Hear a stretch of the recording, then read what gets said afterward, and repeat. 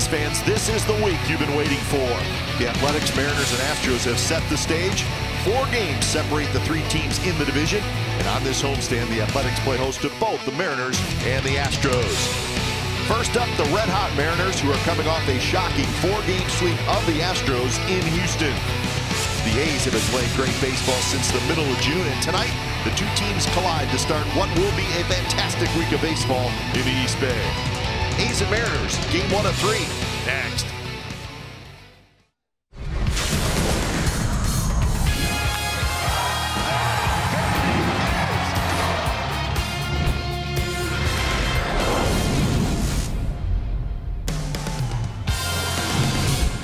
It is a huge 9-game homestand, and it starts tonight. Pennant race baseball, and the A's are right in the middle of it all. Why are they right in the middle of it? Well, check it out. Astros in first place, A's 2.5 back.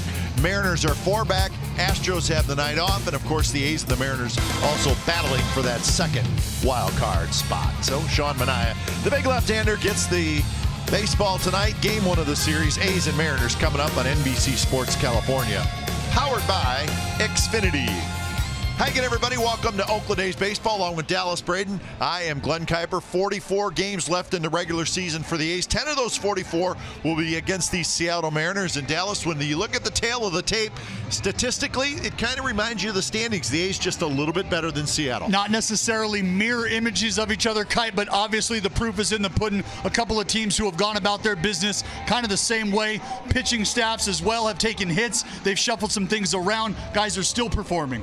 Pitching matchup, Marco Gonzalez, Sean Manaea, a couple of good young left-handers, but Dallas, both these guys looking for bounce-back performances tonight. Yeah, bounce-back performance is going to be the key here, especially for the lefty Sean Manaea. Manaea looking to put his shortest outing of the year behind him. Saw him complete just 2 2/3 innings against the Dodgers, but over his last 8 starts before that, 6-2 with a 3 ERA. And for Gonzalez, 7 innings of shutout baseball last time against the Oakland A's. Not the case against Texas last time around. So as you said, Kai, both guys, both lefties, looking to get themselves back on track. All right, so we are ready for some pennant race baseball. This is going to be a lot of fun, and we know the A's fans are ready as well. Game 1 of 3, it's the A's and the Mariners battling for the division, battling for the wild card. We'll have lineups at first pitch right after this.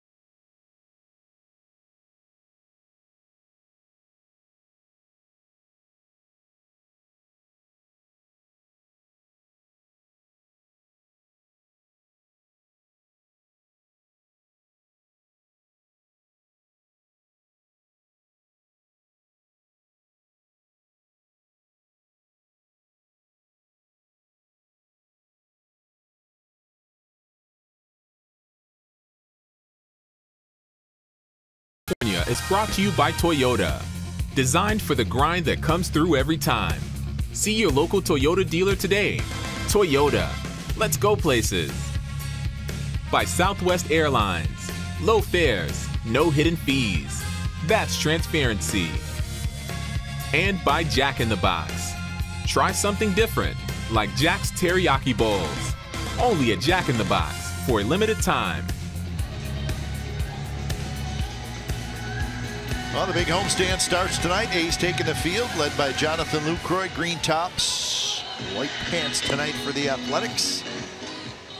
Hosting the Seattle Mariners. Game time weather for tonight, presented by the Santa Cruz Beach Boardwalk. Get to the beach. The admission-free boardwalk is open daily. It's a nice night. Actually, it's going to get a little chilly tonight. Kind of an early season type night here at the Coliseum. So Sean Manaea just now starting his warm-up tosses, and let's check out the starting lineup for the visiting Seattle Mariners, brought to you by Southwest Airlines. And here it is. Mitch Haniger trying out the leadoff spot. He's having a terrific season. Cameron Maben is in left. Gene Segura is at short. Nelson Cruz the DH. Then it's Seager at third. Healy at first. Zunino is your catcher. Heredia is in center, and Andrew Romine is at second. And they'll be taking on the big southpaw, Sean Manaea. We mentioned it in the opening. Looking to put a rough little stumble in LA behind him. Only 2 2/3 last time around, but big lefty has been the model of consistency and the foundation of this starting rotation since the beginning of the year. Pinder, Canna, and Piscotty in the outfield for the A's. Chapman, Simeon, Lowry, and Olsen on the infield, with Lucroy doing the catching. So we're set for baseball. Sean Manaea to face Mitch Haniger to start this big 3-game series. First pitch is in there for a strike. Your umpires for tonight, that's Gary Cederstrom. He is calling balls and strikes, and he is the crew chief. James Hoy at first, Quinn Walcott at second, Sean Barber is down at third. We get this homestand started off right with the best pitch in baseball, Kipe, and that's strike one. Second pitch is lofted toward the right field line. Piscotty's over there, and he's got it, one away. So one out here in the first. Tonight, any 95-mile-per-hour fastball is our fast pitch, brought to you by Xfinity, the fastest Wi-Fi at home and on the go. So here's Cameron Maben. So we showed you the standings in the open of our show. Just a game and a half separates the A's and the Mariners, second place and third place in the West. And they both still have visions of catching the Houston Astros. When you think about the Seattle Mariners rolling out to H-Town and absolutely putting it on the Astros. Little 4-game piece they walk away with. No, that does not happen very often. So a huge weekend in Houston for the Seattle Mariners. Inside Cameron Maben. Well, yeah, you take a look here. He sort of grimaced after the fact, and you wonder, it's a big hack early, but you can see, might not have felt that great. Might have just been frustrated with not getting his pitch. And now he's behind in the count, 1-2. Yeah, the Mariners in the 4 games against the Astros, they won 8-6. 5-2, 3-2, and then 4-3 yesterday when they were winning, lost the lead, came back, and ended up winning the game in 10 innings. Canna's under it. Canna's got it.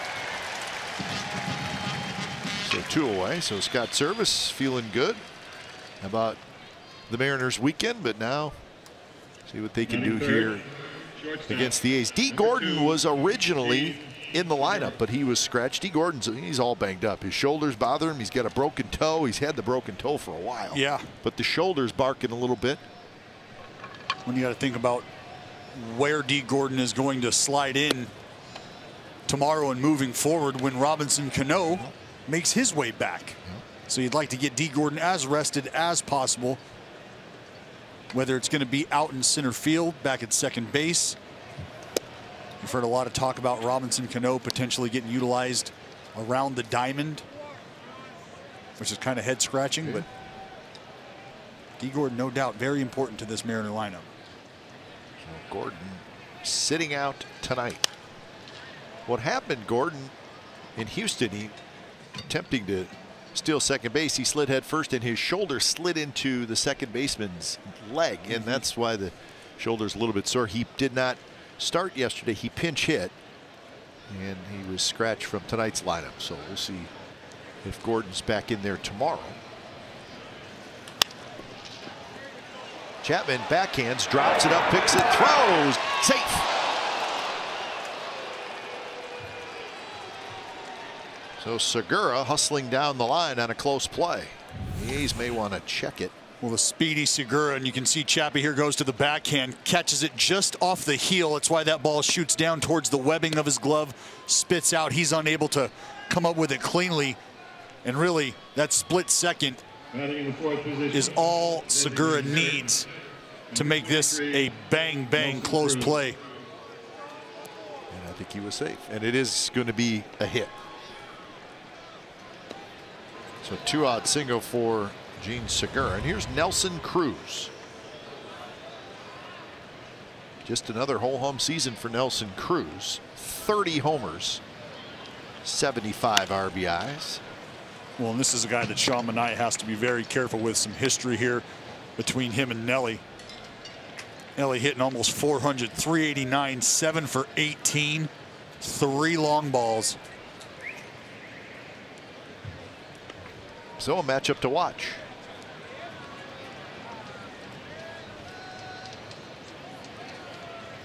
Segura takes off.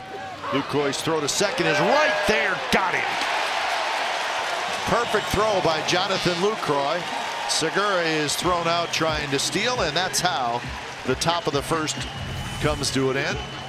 Well, this is an amazing job by Lucroy. Segura got a decent jump off the lefty Sean Manaea, and Lucroy makes up for it on the back end with an absolute strike down to second base. Enjoy this sports highlight break.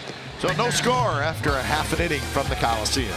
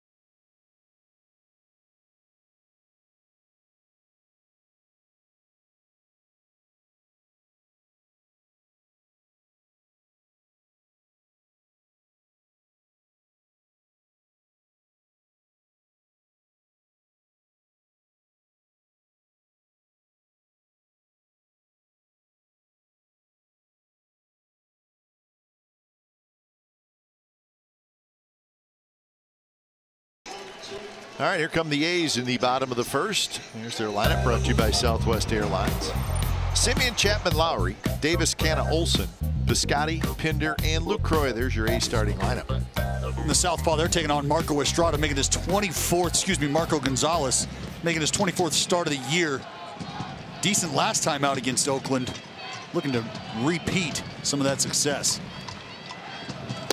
And not a real hard thrower, right? He's going to work in and out, change up. Not going to overpower you. Going to try to put you in that rocking chair early. Again, rocking chair.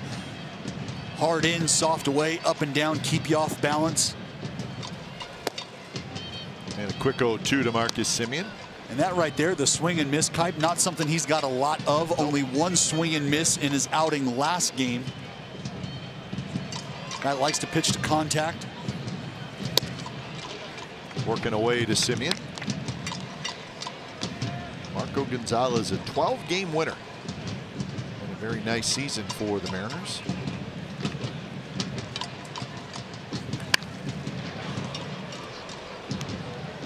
I want to show you something. Coming into second base, take a look at the left pinky on Gene Segura's hand. Right there, coming into the bag, right behind the heel of Jed Lowry. And you can see right here, he's kind of trying to get that thing back in a position he might be able to feel the ball with. Gene Segura, one tough customer, I'll tell you, Kite. Going to take a lot more than just a little phalange wound to get him out of there. Expo brought to you by Cache Creek Casino Resort.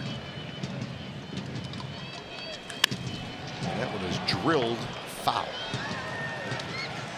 Look at Ben, nice little backhand play. Take a look at this here.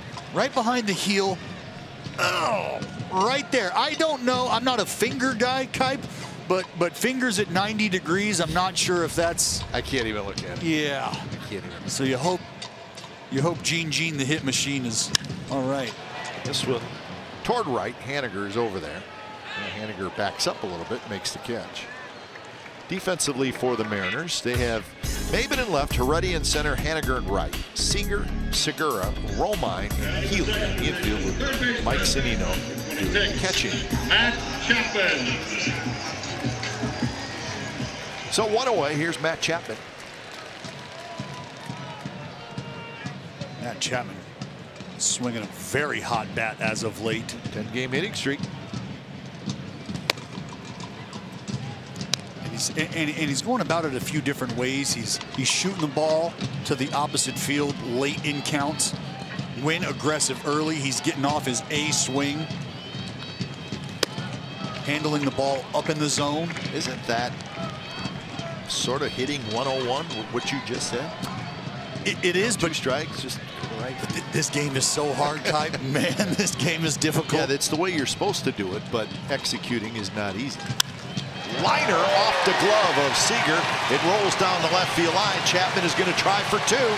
Here comes Maben's throw, and he's not going to make a throw as he flips it back into the shortstop. And Chapman has a double.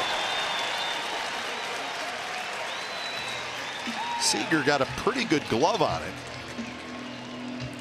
Yeah, Seager could have got two gloves on it, Kipe, and this thing probably would have went through both of them, just like it did the one on his hand.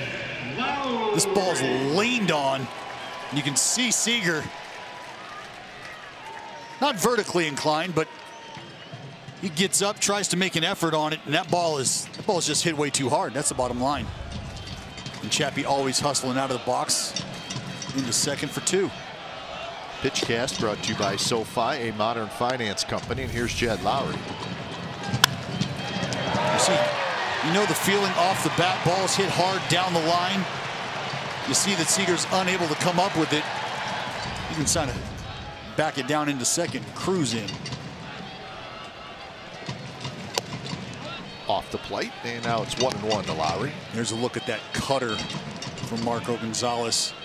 Likes to work that pitch away from the righties. He'll also crowd the righties down and in with it under the hands.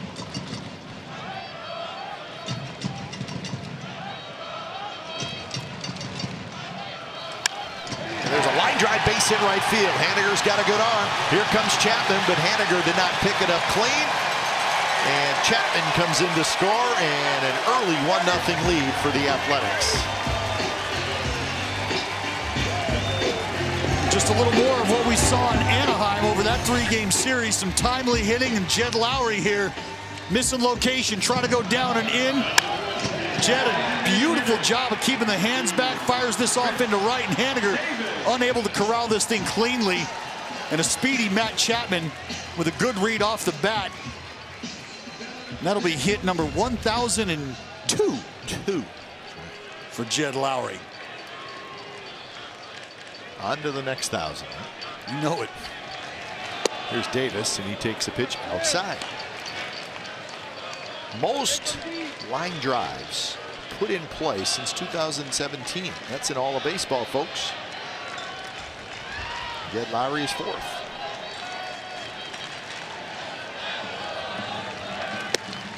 Missed again. Look at this nice approach from Jed. 2 strikes, make it simple. You've got an entire field to use. One of the best at it.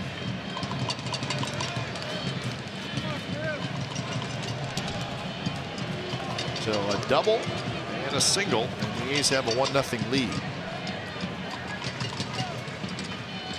The A's have won 9 out of their last 11 to get their record to 70-48.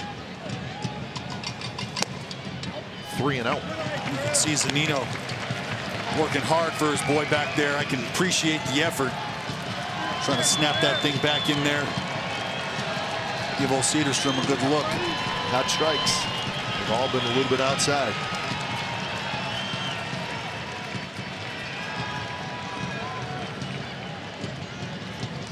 Pitch. That one misses badly outside.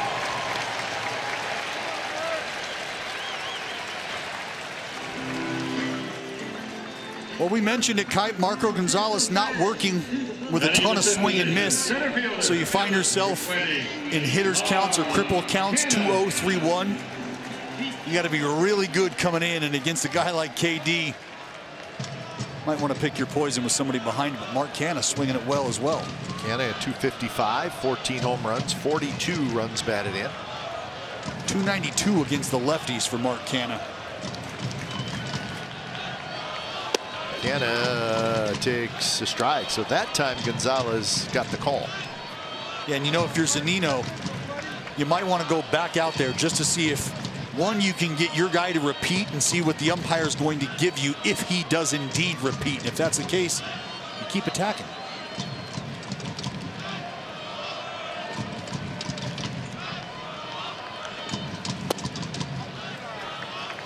There's that cutter again. And that's something he likes to go to when he's ahead, Kite. 30% of the time when ahead, you're going to get that cutter from Gonzalez. Again, a contact pitch for him.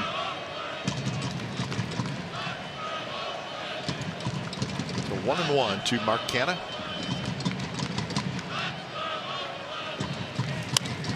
Reach for a little pop-up foul territory. Healy knows all about the foul territory here, and he can't get it. Either can Haniger. Went after a couple fastballs. Trying to slow Mark Canha down. Change up away.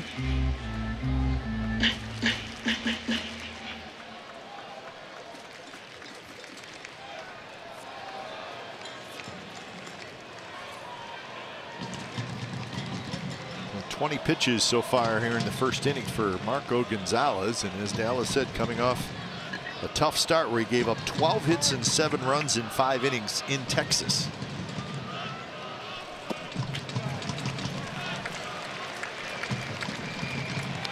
He's given up in his last 2 starts 11 runs in 12 innings. Don't know really what's going on here.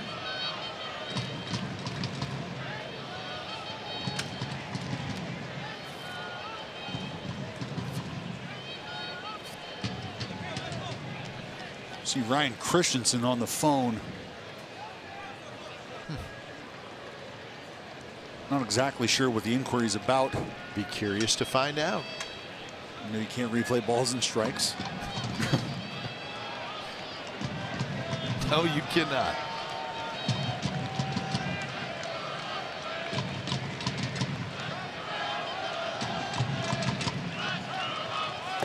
In the dirt. So now it's 3-2 with Lowry at second, Davis at first, and as you've said now a couple times, not a big swing and miss guy is Gonzalez, and maybe start the runners here. You might have an opportunity if you're Bob Melvin to try to create some offense early on. It's been the MO of the Oakland A's. Score early, having trouble kind of keeping that trend going later in the ball game. I like where your head's at, Kipe.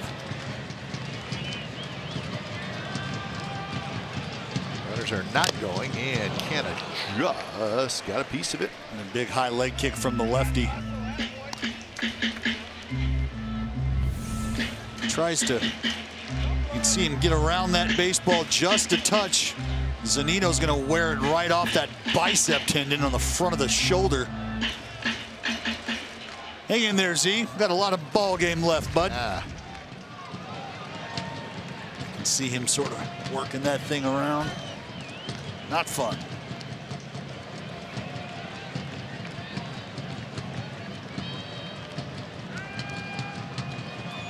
The 3-2, and it's lined to right. And it's going to be into the glove of Haniger. That's good at bat by Canna. That's a wonderful bat. Spoiled a couple pitches. Batting in the sixth position, first baseman. All right, by month for Marco Gonzalez. And July was terrific, but not so much in August so far anyways. But all in all, the entire body of work, a 3.79 ERA, has not missed any starts.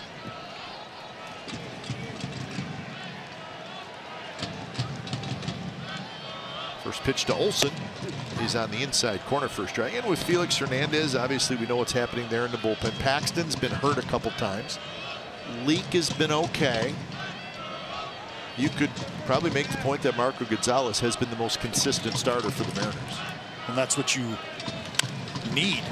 You need to have that consistent foundation you can go to. Segura had a long ways to go with the shift on, and he makes the play. Side retired. A's get a run. Jed Lowry with an RBI single brings home Chapman. 1-0 Athletics after one.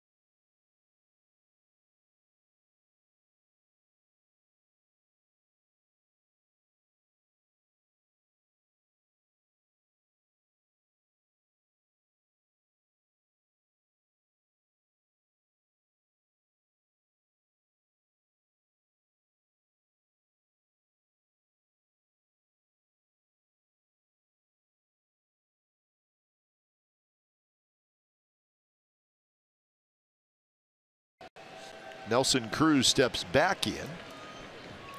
After a couple free looks. Yeah, doesn't hurt. He was batting when Segura was thrown out trying to steal. Cruz, Seager, and Healy. And I like that right there. First pitch changeup. We mentioned a couple free looks from the lefty Minaya out of the hand. Nelly Cruz got some. He's got some real estate in old Sean Manaya's head. Cruz is tied for 5th in the American League in home runs. He's 7th in the league in RBIs. He's 8th in the league in slugging. He's been awfully consistent, hasn't he, over the years? Oh, man. When we talk about the familiarity between him and Minaya, take a look. Early on, you see those curls from the left of Minaya. Dead central for the boomstick. Went and got himself a haircut. Didn't do much to trim off the long ball here from Nelly Cruz. All of these dead central. So Minaya would like to reverse that trend. Throw him a chair. Look at that. 7 for 18. 3 long balls. You're aware. You're aware as a starting pitcher.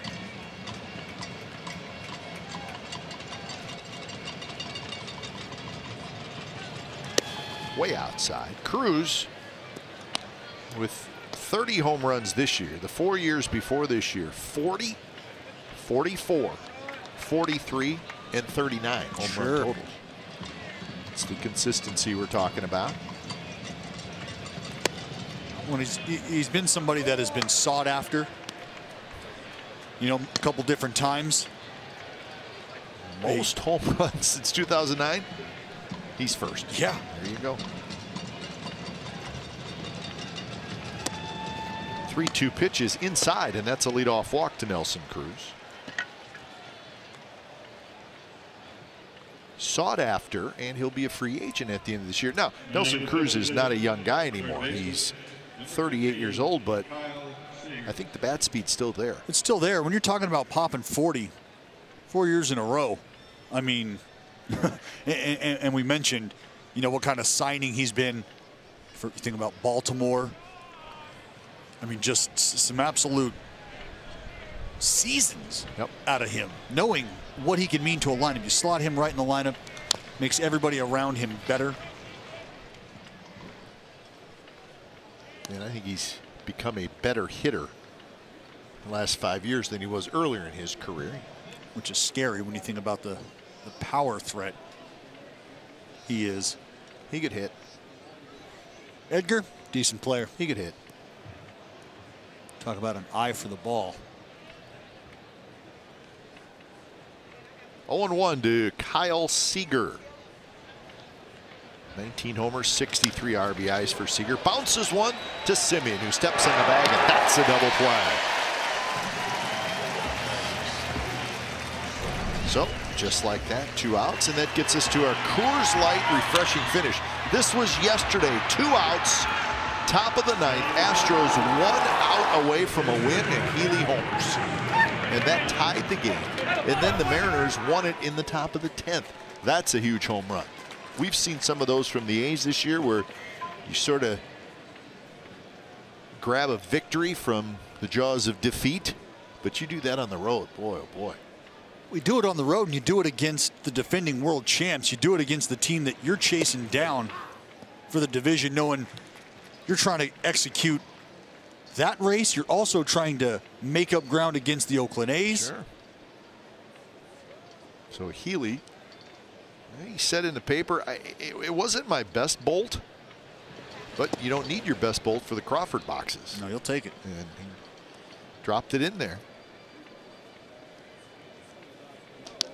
Healy now 22 home runs and 59 RBIs for the former Athletic Ryan Healy. You know, he's getting to play every day. He's getting to play a lot more. I think that's where Healy's comfortable. Drives this one to center, but plenty of room for Canna. And that'll do it. So the A's get a big double play. Bottom of the second coming up, 1-0 Athletics.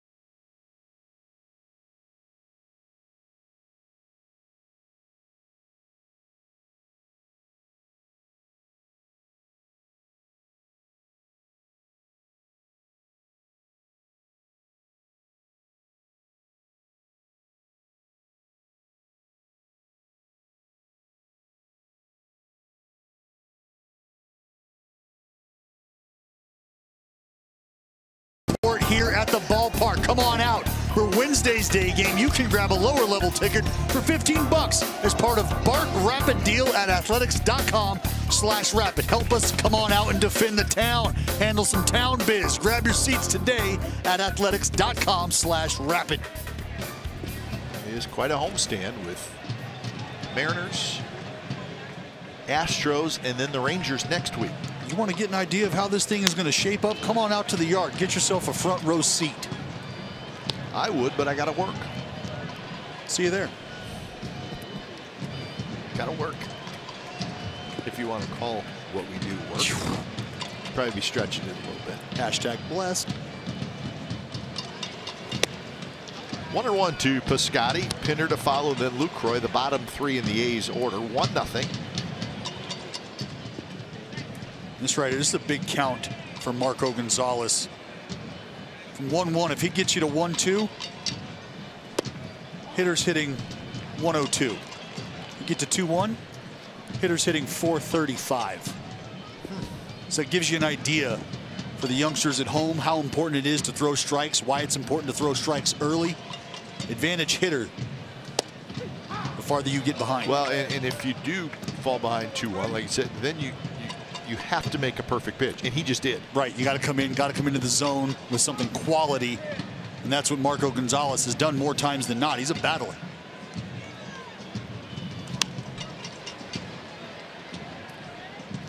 Well, the count remains 2-2. You get to look at how he goes about his business.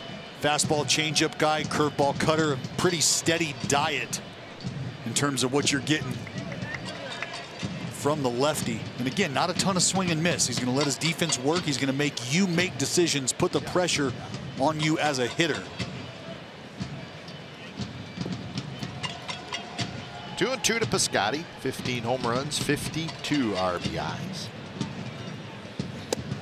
And he got him swinging. So first strikeout. So the last time that Gonzalez started against the A's was May 23rd, right here in Oakland, and he was very good. 7 innings, gave up just 2 hits and no runs, and the Mariners won the game 4-3. Now, he also started a game at home against the A's back in April. It was his 3rd start of the year, and he was not very good. So one bad start early, and then that start that we just showed you the highlights from, where he was very, very good. Had 6 strikeouts that night, couple of walks. When you got a good look at a rip of those punch outs. Cutter curveball combination type. Ahead early, as he is here against Pinder. Likes to cut it back door, try to get ahead. There it is. Cutter back door, now 0-2. Expand up with the heater, maybe drop a changeup. And see this thing just working its way back to that lower quadrant of the strike zone. Tried to change up outside. And that's good sequencing. You see that cutter that starts away and comes back and catches black for strike 2. You throw a changeup that starts away. You think the hitter might be thinking that thing might make its way back over. I've got to fight. And he got him swinging 88 miles an hour, just a little elevated. Well, that's just good pitching right there. He backs that changeup up with the cutter once again. This time, as you mentioned, just elevated. Looks a little more appetizing to Pinder, but still has that slight movement. That's a great job of pitching by the lefty there. So 2 away. Here's Lucroy.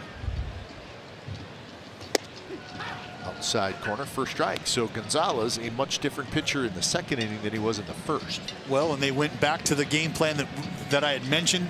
You got that one good call last inning away. Let's see if you can get the lefty to get back in that spot.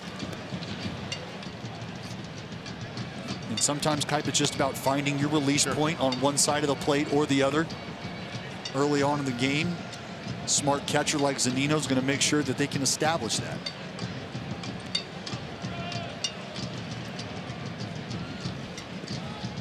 So 0-2 to Lucroy.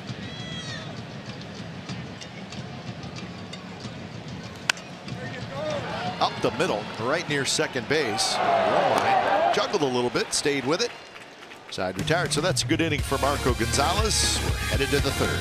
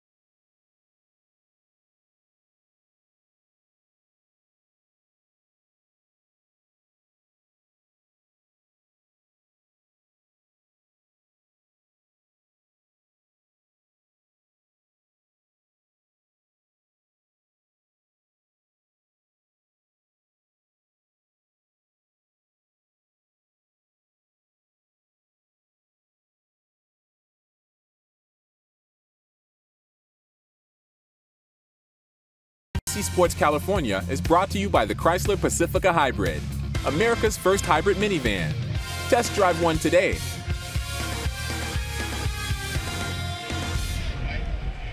Treehouse hanging out. 1-0 A's lead, top of the third. I think we can figure out what the beverage of choice is up there. It's a solid spot to be right now, Kai. Solid spot to be. Nice cool Bay Area evening. Yep, it is a cool night. Zunino, Heredia, and Romine for the Mariners. Bottom three, 1-0.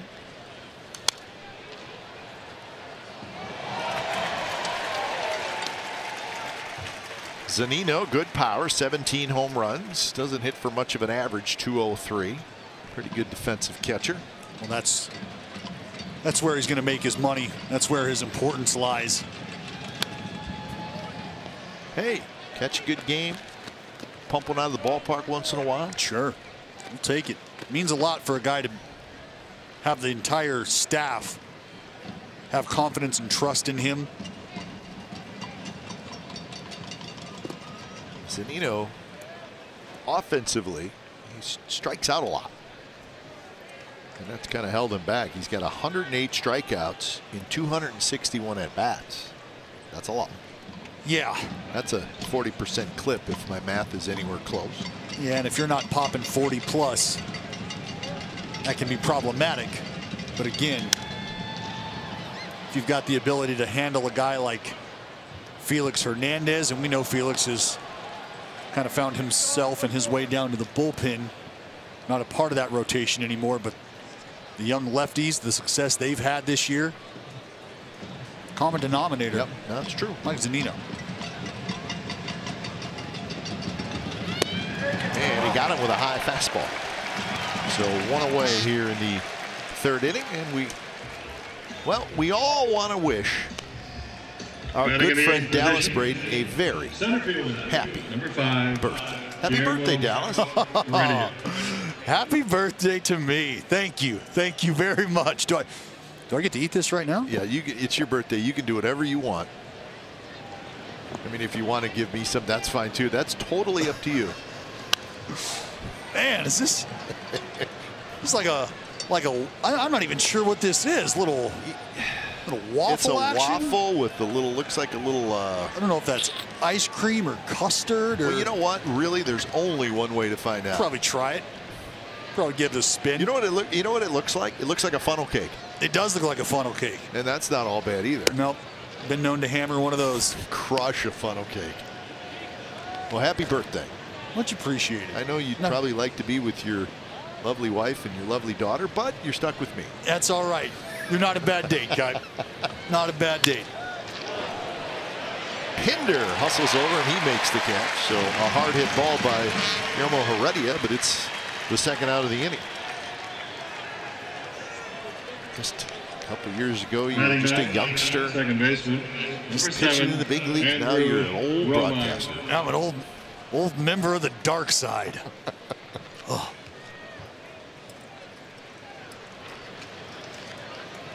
I'll take it. Romine with a swing and a miss.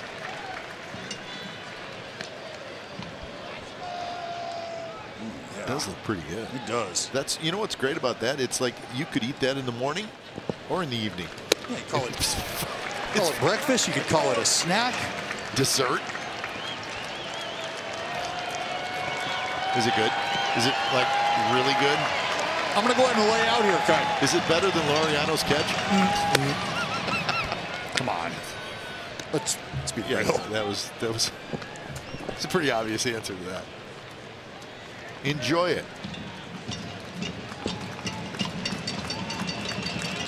Got it. High fastball, 90 miles an hour. Good inning for Sean Manaea. Bottom of the third coming up. Birthday boy, get to work.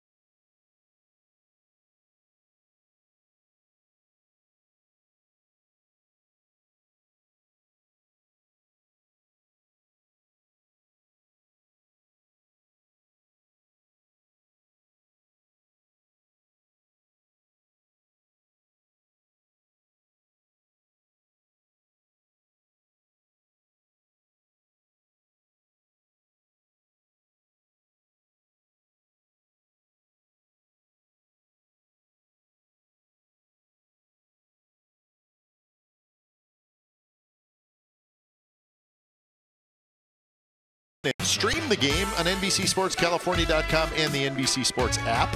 It's presented by your NorCal Honda dealers. All right, he's ready. There's one of your guys, Dallas. Just a little fella stashed in the seats. Stashed out. All right, so which Marco Gonzalez are the A's going to see? The one we saw in the first inning where he's threw 26 pitches, or the one in the second when he zipped through a 3-up, 3-down with a couple of strikeouts? He's back out there trying to work the peripheral of the strike zone. Another 2-0 count.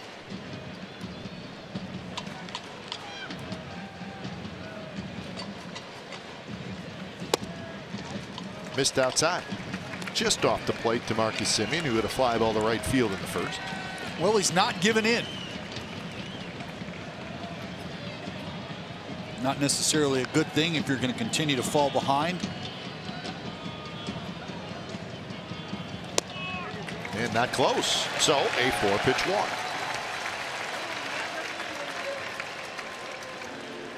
Second walk by Marco Gonzalez. And now number 26. You get some hot hitters. Well, that's it. You get some hot hitters. You see Marcus Semien was just a man, a force to be reckoned with in Anaheim. Put together an entire series worth of quality at bats. passes the baton to Matt Chapman, who's been white hot coming out of Anaheim as well. And that's the recipe for the Oakland A's. You know, going good, you're putting together solid at bats from top to bottom. We talked about Semien being shuffled throughout the lineup, leading off down in the 7-8 spot.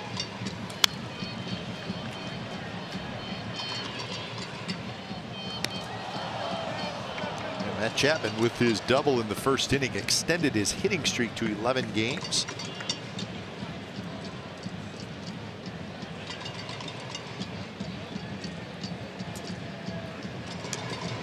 Little snap throw there by the lefty. And that move is very different than a regular lift move or a regular read move. That's a timing move, the snap pick. Semien read it. He takes off, and he's going to steal a bag. How about that? And that is a wonderful job by Marcus Semien. That's a great job by the coaching staff of the Oakland Athletics. Scouting report, 1-0 scouting report. After the snap, the lefty's going to go with the high leg kick. Maybe a reader just didn't read it. And Marcus Semien going on first move, takes off, and there's no shot for Zunino to make a play here. This is purely on Marcus Semien, the coaching staff, and the base, ultimately stolen on the lefty. Little flare, got a chance to fall. Haniger goes into a slide, he missed it. Chapman's gonna hustle for second, he is safe. Semien holds at third. Got a couple of literary geniuses out there, Kai. Just a bunch of A+ reading going on. My word. You see here, a little flare off the end of the bat, a big swing. Marcus Semien's going to hold at second. Haniger lays out, is unable to keep it in front of him. You see a tough play here. Hanny goes into the slide. The webbing of the glove catches the ground and actually folds up on Haniger. That's why he doesn't make the catch. And Matt Chapman, doing his best faceplant impression, gets the hand in there, though.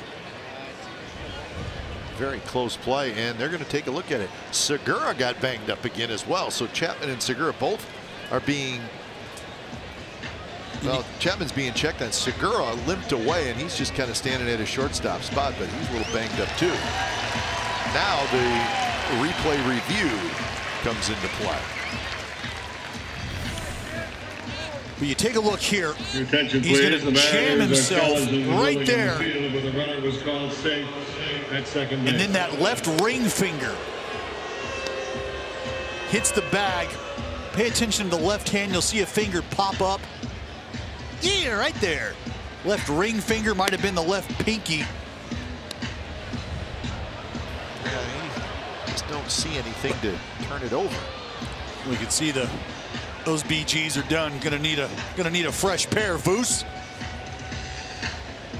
But you saw that shot of Segura and Seager kind of hanging out together. Segura's got his hand on that pinky.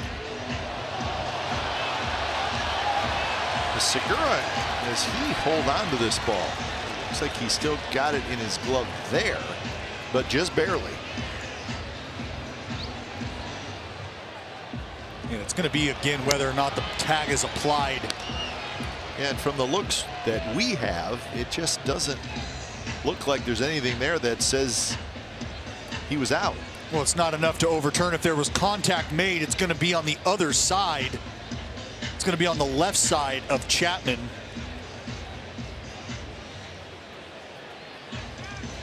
Tough to tell when Segura tagged him. And here's the call, and he's safe. Well, you just don't know if Quentin Wilcott, the second base umpire, was able to get in position to make that call if the tag was applied, but nonetheless. So it goes as a double. I was a little surprised that when Haniger got up, he really didn't rush after the baseball. And that surprised me a little bit. He That is a fair ball. Past a diving Seager, it's going to knock in a pair. Lowry will ease into second, a 2-run double, 3-0 A's.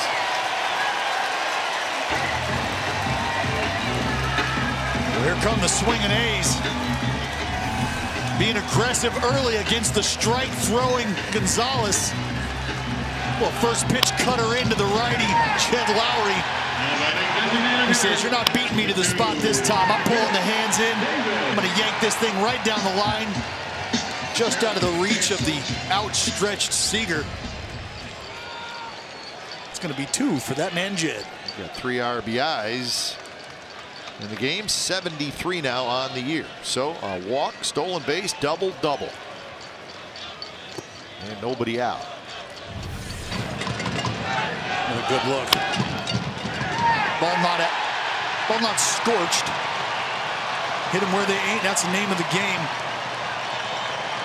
An aggressive Jed Lowry plates 2.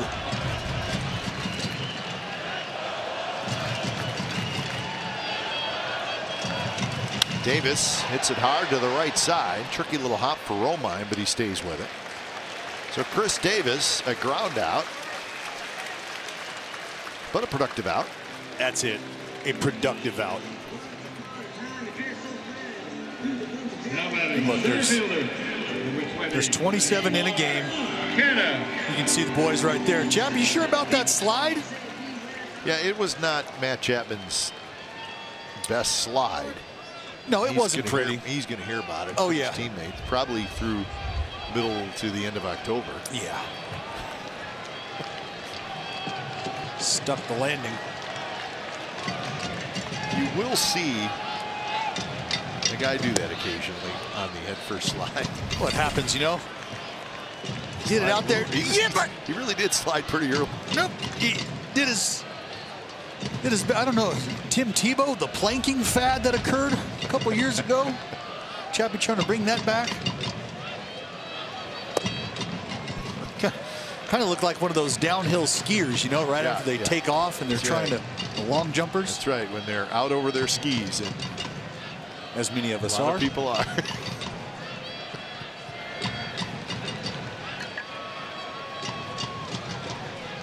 Two 2-0 to Mark Canha.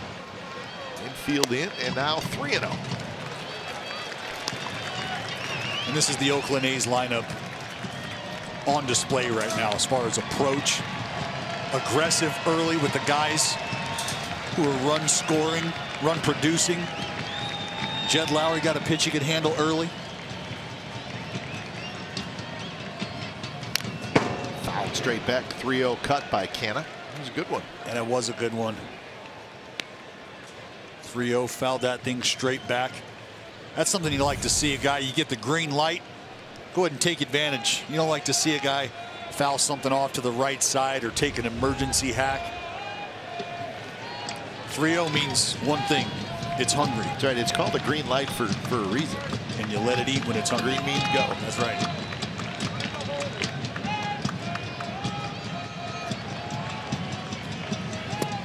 One swing and a miss, and now it's 3-2.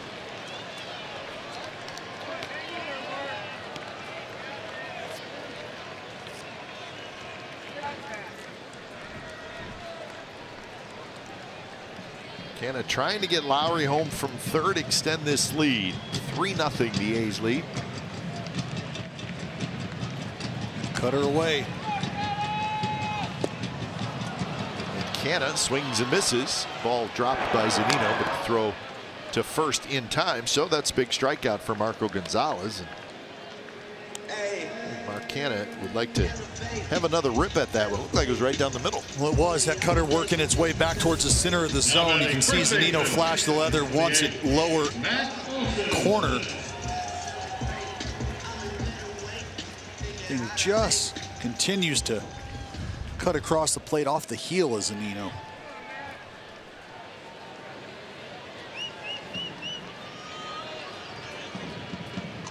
So here's Olsen. Olsen, a line drive, right field, base hit. 2 out hits, a thing of beauty. It's 4-0 A's. 2 out knocks get you to heaven, Kite. Yep. St. Peter, get your clipboard. And Olsen wants this swing. And again, first pitch, be aggressive.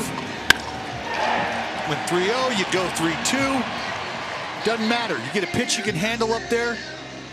Left on left. So again, this A's lineup really taking it to Gonzalez right now.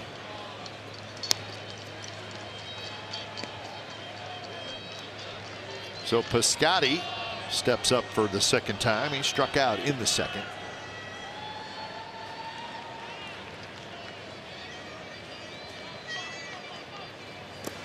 Swings and misses. Swung over top. Haven't seen that a lot from Gonzalez. The changeup near the zone. So 0-2. A leadoff walk started it. Always seems to do that.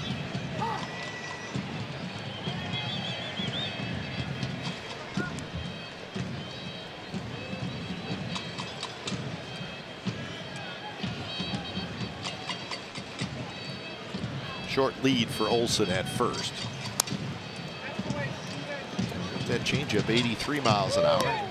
Piscotty fooled a little bit, but lives to see another pitch. Well, it's something he just hasn't in Marco. Something he just hasn't been able to locate early enough in the counts for the hitters to respect.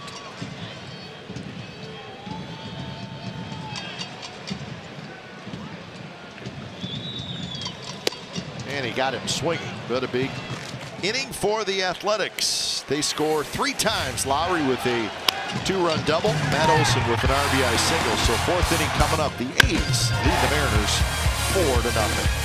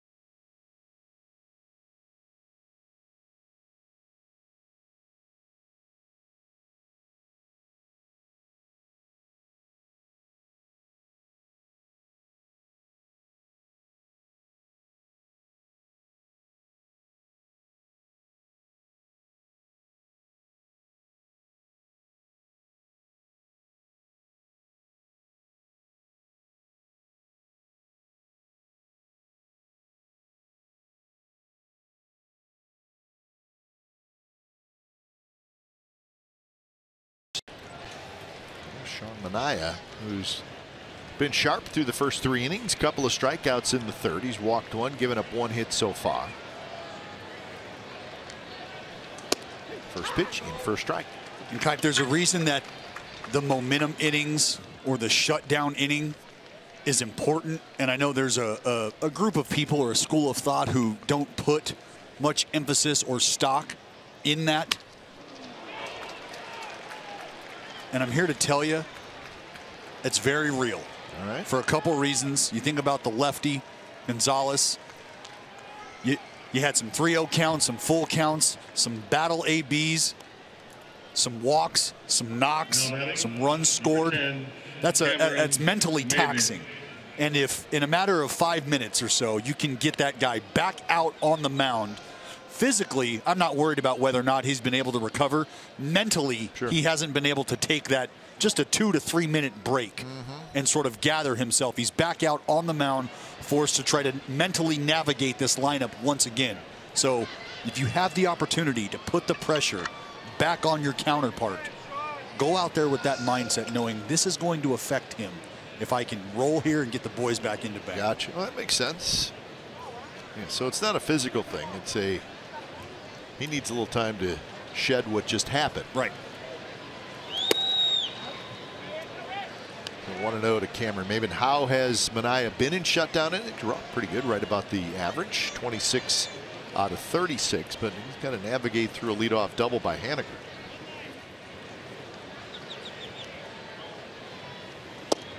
That's a strike. Good pitch there. 1-1 to count.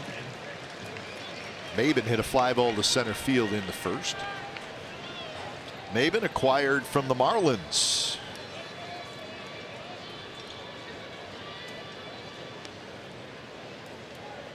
He's bounced around a little bit the last 2-3 years.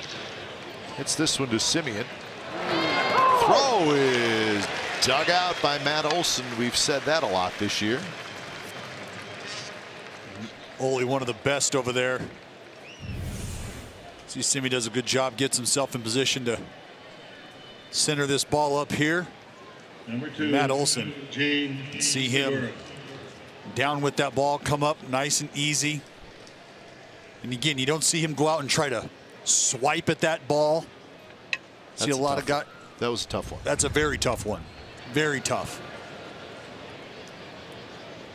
Some are easier than others, but he makes it look very easy. Segura shoots one foul.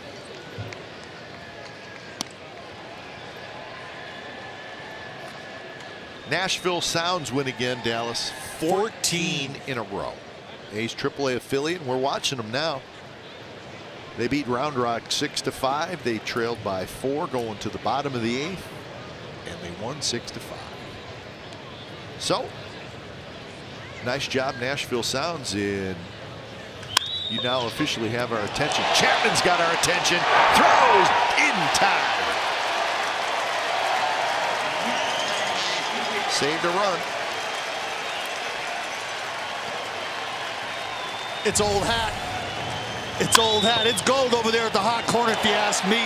And here's an unbelievable reason why. Full extendo to his left here. Get the leather down and dirty. Pops up a speedy Segura, even from the right side. A would-be runner. You see Chappie with the strong throw, and once again, Kite dug out on the back end by Ole. Yeah, I'm with you, big boy. Number 23. Yeah, Nelson we all Cruz. saw it. And that right there, Kipe, is a starting pitcher. Oh my gosh. That'll get your juices going. That's a run.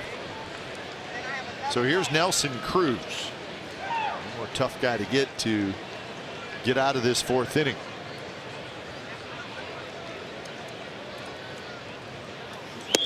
And the first pitch is outside. Most defensive runs saved this season in the big leagues. Matt Chapman now 26. That was a defensive run saved. I'm sure of it. I'm positive of it. I concur wholeheartedly. And they're going to walk Cruz. Well, Cruz has received an intentional walk. Matt Chapman. Talk about a pre-pitch routine. Down and at the ready. Can spring left or right laterally, doesn't matter.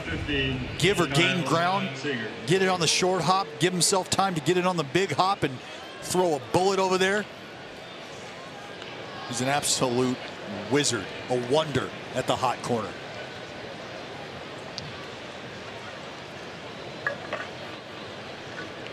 So here's Seager after the intentional walk to Cruz. First pitch drops in their first strike. Again, you think about the numbers that Cruz has against Manaea. You go down to Seager. Might pick your poison left on left. Seager hitting 280 against lefties, though. Good pitch. A slider maybe right on the outside corner. Yeah, taking a little off of that breaking ball. He doubled it up. Took a little off. Go a couple different ways. Throw another one. He could work the heater in.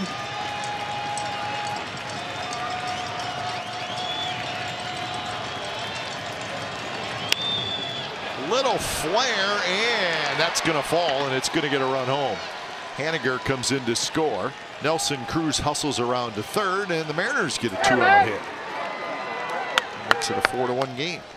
Well, they go fastball, but Seager, a guy who does an unbelievable job of being able to keep his hands in. This thing not quite in as far as they'd like it. Figure with 2 strikes against the lefty, left on left, if you're going to go fastball, you want it in off the plate. Best thing he can do with it is maybe pull it foul, probably blow his bat up. And this one just caught too much of the plate. And now Healy steps up. Healy a fly ball to center field in the second inning. So this becomes a big out to get. Good first pitch from Manai.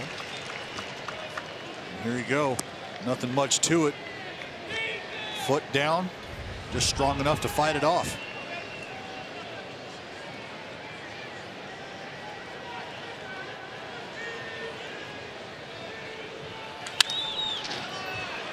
Chapman dives, can't get it. Simeon does. His throw got him.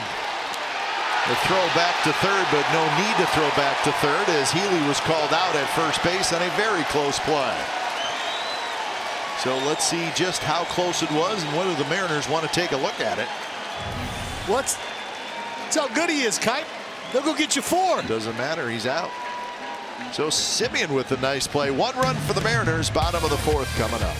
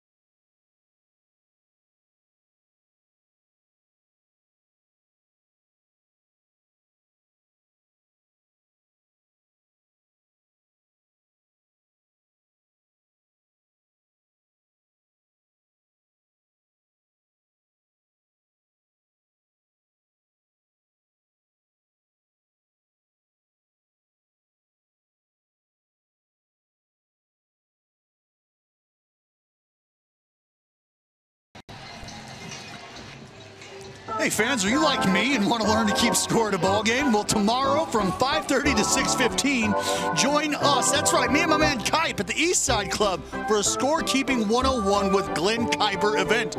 All are welcome. Special tickets for this event are available at athletics.com/score. So grab a lower level ticket and access to the event for $26. That's athletics.com/score. It would mean a lot to me if you came by. I'm coming. Just to say hi. I stare at this beautiful scorecard day in and day out. That's pretty good too, though. I like yours. It's entry level. You know, I had to throw something together. Right. This is the beta. I like it. That's alpha. You know what's great about keeping score though is everybody, and I mean everybody, does it different. Yeah. And with all the different ways people keep score, it all means the same thing. Sure does. That's what's great about it. And for somebody who's not great at math and never was a real big fan of being able to arrive at the same answer a different way. I like this. 1B, single, maybe a line to the first box. That means single. You want to shade just a corner of it. I can understand. Now we're going to make tomorrow night at the Coliseum official scorekeeping night. Got to keep score. Got to. You're going to learn something. Yep. Really, I think, though, if you're going to, not if, but you have to just start, you got to know the defensive positions. Sure. 7 left, 8 center, 9 right. Right. The third base is 5. Gonzalez knocks it down, throws to first, and now the Mariners will check to see if he's okay. That ball was shot right back at him.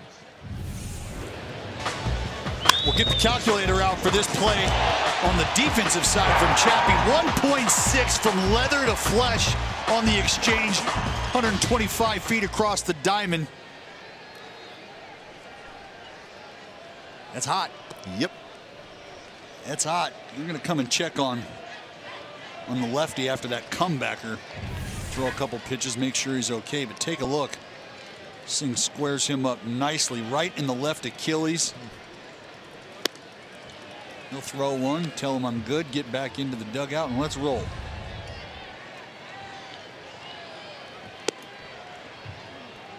That's Felix Hernandez in the bullpen at 1 exchange.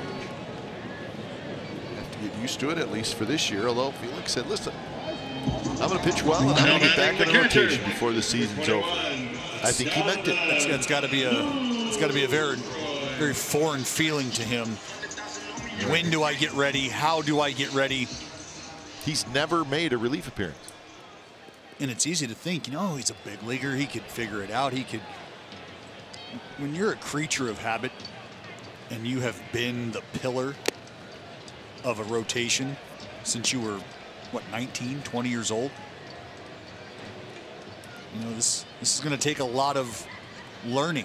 Yeah. And for somebody he doesn't want to get comfortable. Yeah, he's not just some run-of-the-mill starter. You're right. He was the ace for many, many, many years. The definition of ace. So, and you know what?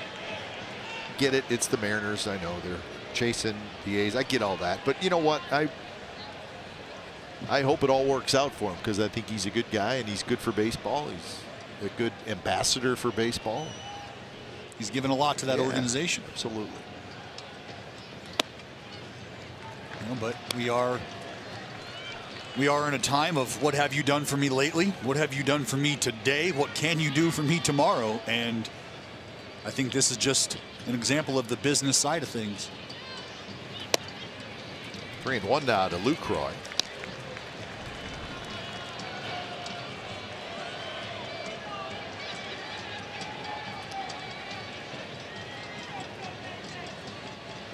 Lucroy grounded out in the 2nd inning. And the pitch misses on the inside corner. You don't see Gonzalez go inside very often. When you do as a lefty, that's not going to overpower anybody. It's usually by design. You're trying to surprise someone, see if you can get a call in there late in an AB because you think that the hitter's looking out over the heart of the plate. Maybe something soft, but just hasn't been able to find that release point to the arm side.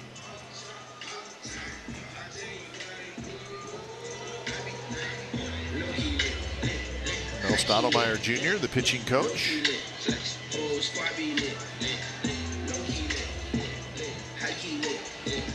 Felix is doing his best to have a good time down there. But you're right, he's probably bored out of his mind. Well, there's just, what am I doing down here? And as a starter, you develop routines even on your off days or days, you're not pitching.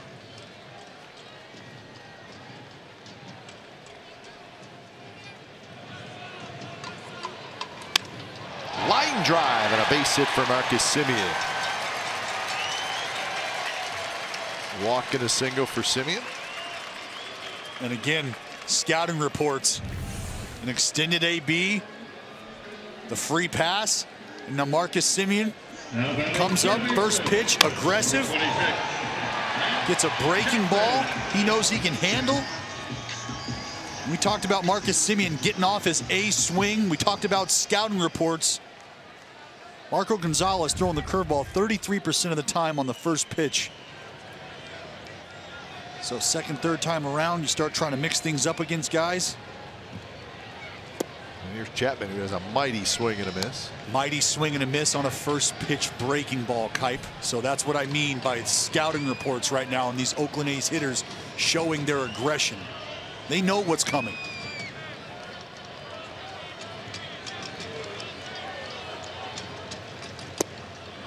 And that one could have been a strike, called the ball. Change up down.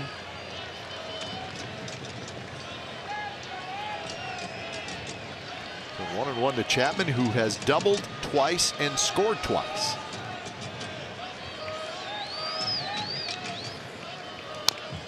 Another breaking ball, and it's tapped foul. Marcus Semien, hot hitter right now. He had a great series over the weekend, 6 for 12 against the Anaheim Angels, and now got a hit tonight and a walk, run score. He really hasn't had a hot stretch this year, and now he's been pretty consistent. He's had one of those real hot stretches. And that's going to be a double play. 5-4-3 double play. The A's do not score, and we are moving to the 5th. A's 4, Mariners 1.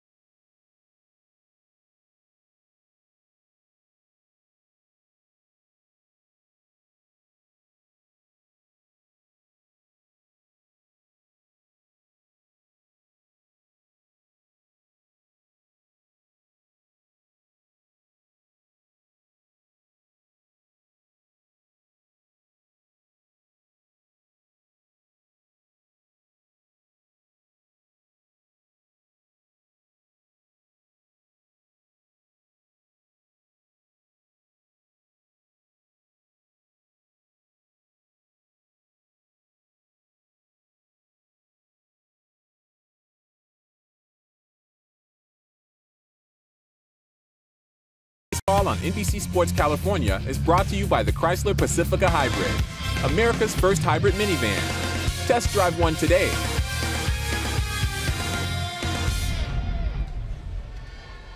So a cool night at the Coliseum.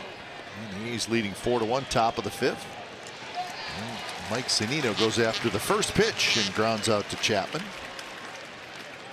And that's out number 1. Dallas, I was thinking about the top of the 4th inning. The Mariners got their run, right? Now batting, number 5. Chapman made the great play to save a run, and then the play that ended the inning that Semien made was a very, very nice play. So the A's made 2 terrific defensive plays. If those plays aren't made, it's probably a 4-3 game. Looks a little different, no doubt.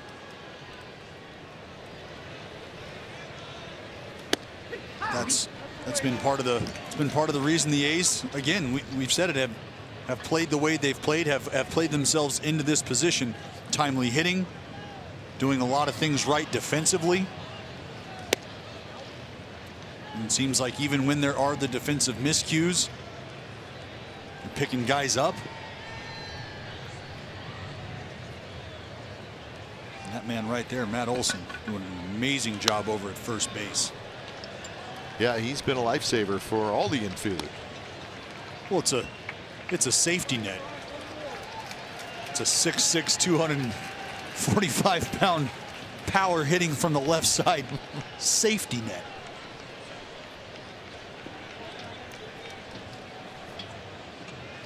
So 1-2 the count to Guillermo Heredia. Way inside.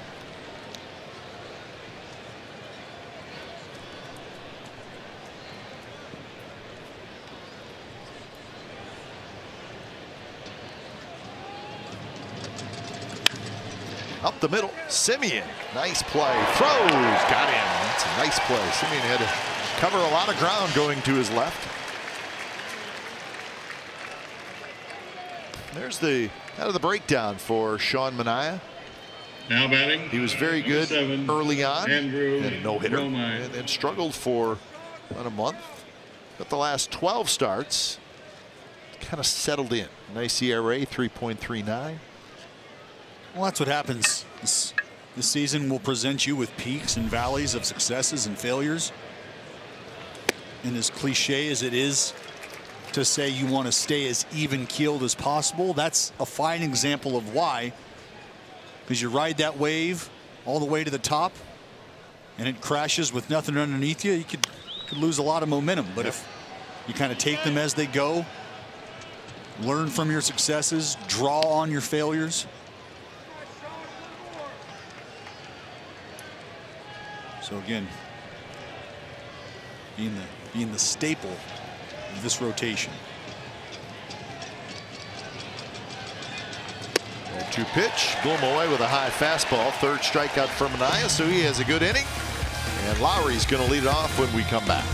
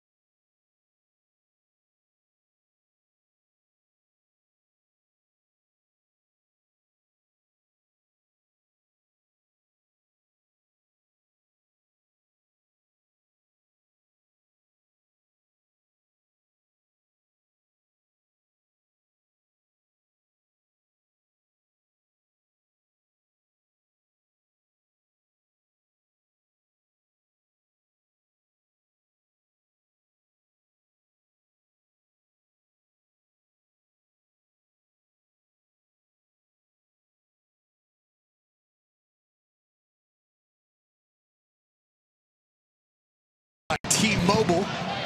That man, Jed Lowry, back at it again. Couple knocks early. You see Chappie on his horse. And then the double down the line. Played a couple, you'll take it. And Jed Lowry continuing to roll. Back from the OC, back up here to the Coliseum. Single double, 3 RBIs for Lowry.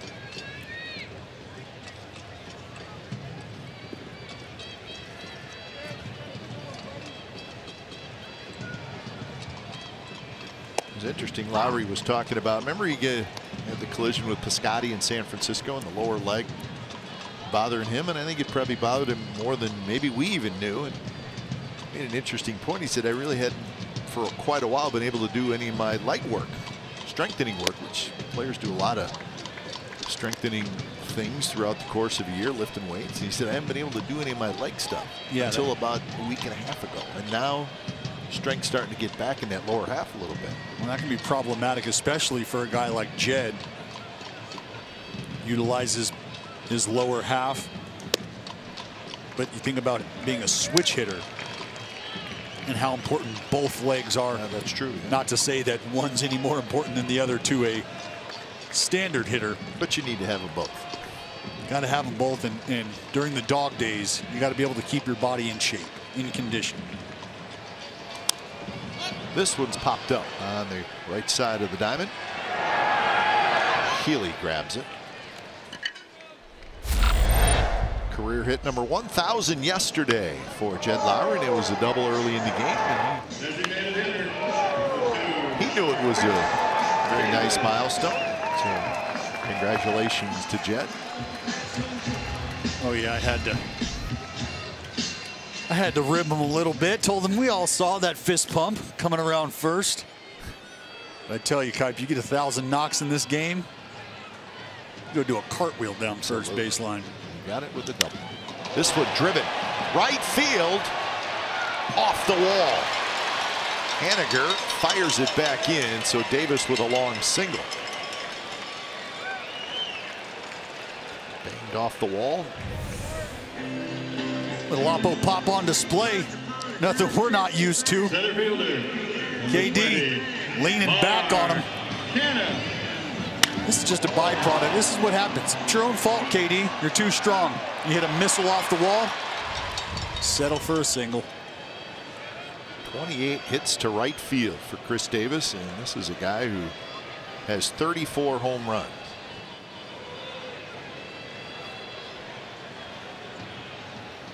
First pitch to Canna. He checks his swing.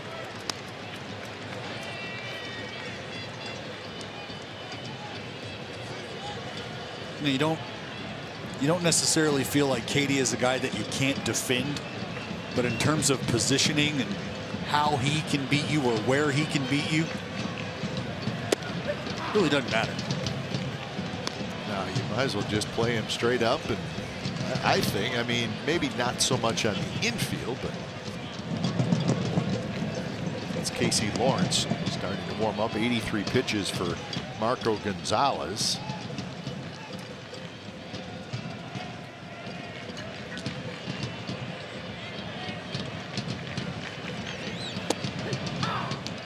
Strike called, and now it's 1-2.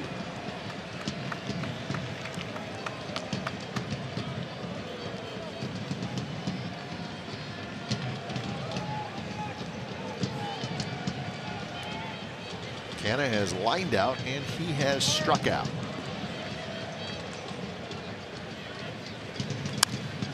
Right past Matt Williams.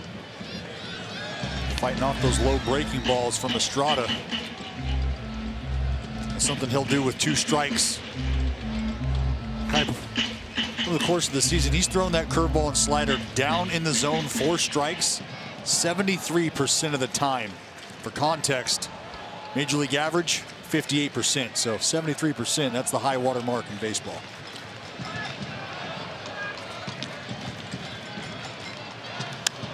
This one's hit toward left center field, and nobody's going to get it.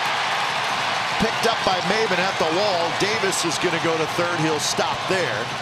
And it's going to be a double for Canna, second and third, and 1 out. Well, the only problem, Kipe, is this is a changeup down in the zone. Not that curveball, not that slider. And Mark Canna, you can see just slightly out front. But the name of the game is if your hands are in a position to get the bat to the ball, you're going to be successful more times than not, and that's the case here. Hands are back. Mark Canna, a strong dude. You get the barrel to the ball like he does here. 2 hands. And again, not like he was completely off balance, just slightly out in front. But mechanically still strong enough to deliver with authority. So infield has to come in for Matt Olson. RBI opportunity. Olson had a hit in third and knocked it around. And you see that gap over there at shortstop where Gene Segura normally would be. The first pitch is tapped just foul. That's the area we've talked about Matt Olson being able to, as the season has gone on, cut his swing down. shoot that pitch to the left side if possible. So good aggressive hack from Ole, just out front.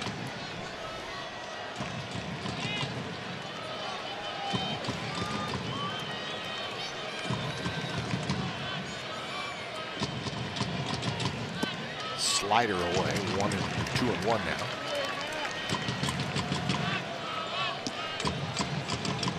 And this is where it becomes tough sledding for the lefty Gonzalez.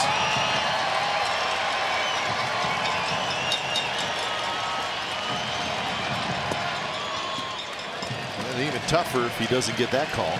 Well, that's a good job again by Zunino, trying to get that thumb under the ball. He does a good job of, as we say, sucking it up, bringing that pitch back up, working underneath that ball. Good presentation.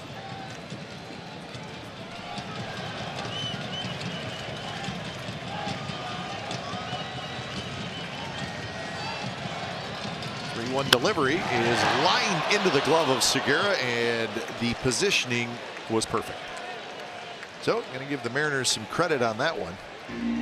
Segura was playing just about 5 feet from second base, maybe even less than that, and the ball's hitting right to him. That's all you can do if you're Matt Olson, is accept the fact that you've done your job. Hit a rocket right back up through the box. Unfortunately, they got a guy there. They got a Segura there. So now it's up to Piscotty. Piscotty has struck out twice. See if he can make the third time a charm. With runners at second and third and 2 outs, A's trying to extend their 4-1 lead.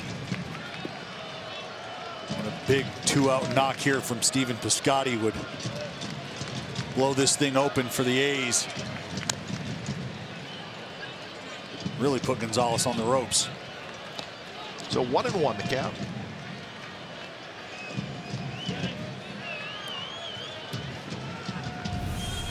Uh-oh. You get a ripped baseball. That happens every once in a while. Catch it right off the cup.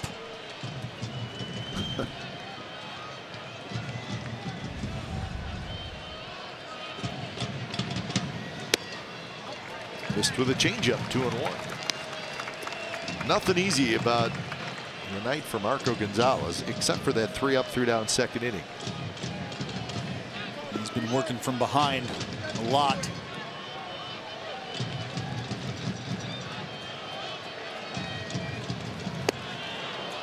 So now 2-2.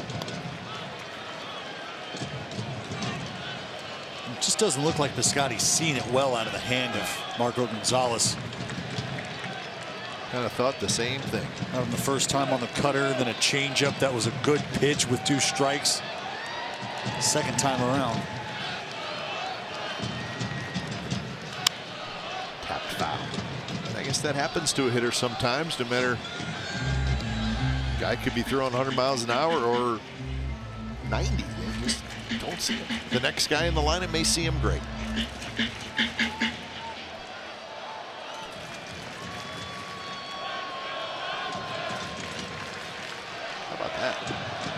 There it is. Just a little more than a scuff.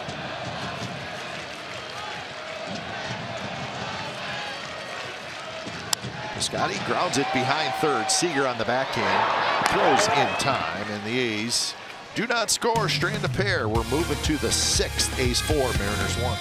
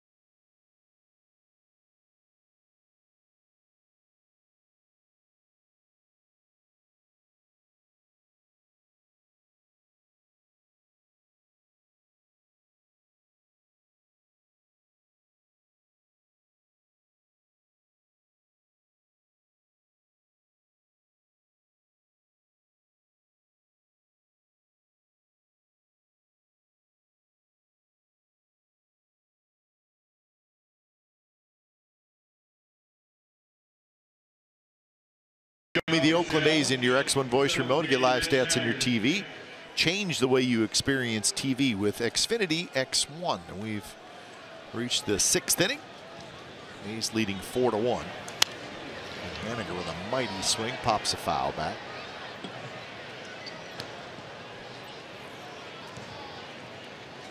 Through the batting order tonight for Manaea. First time 32 fastballs, 5 changeups. Second time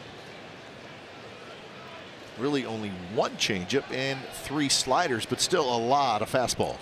Well, that's the name of the game. Establish the heater. And I know in this day and age of analytics and spin rate and a lot of information out there about what specific and individual guys do best, there's a lot of talk of, you know, again, I think about a guy like Lance McCullers. A bevy of breaking balls, a steady diet of curveballs, almost pitching off of the curveball, using the fastball the way off speed was used back in the day. But now an emphasis placed on breaking balls. What a play by Simeon. Throws across, and that is out number 1. So 1 away. Hey, Authentic Fan Fridays, well, they're back. A's Treehouse right behind section 234. This Friday, well, the Astros are in town. How about that? First 500 fans that show up get an authentic A's Battle of the Bay Bridge pin. And all fans can pick up one of our Collector Series cheer cards this week. That's Barry Zito, the former Athletic. For details, log on to NBCSportsCalifornia.com. Well, Z. I like it. Need to throw in a guitar there now. Yeah, I know. He's a music man.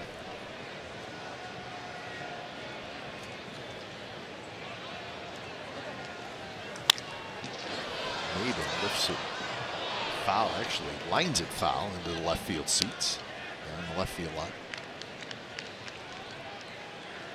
Maven a fly ball to center, ground out to short.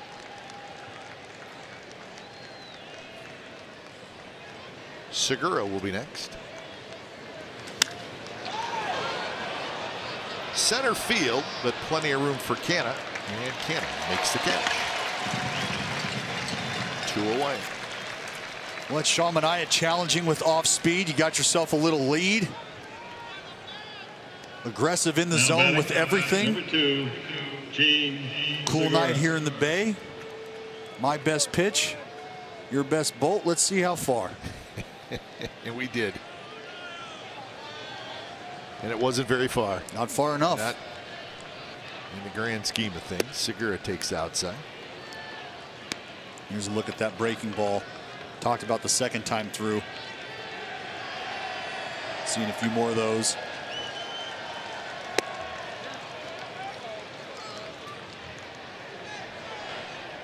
So 2-0 to Segura, who singled and then was robbed of what would have been an RBI single by Matt Chapman. That was in that 4th inning where the A's made a couple very nice defensive plays.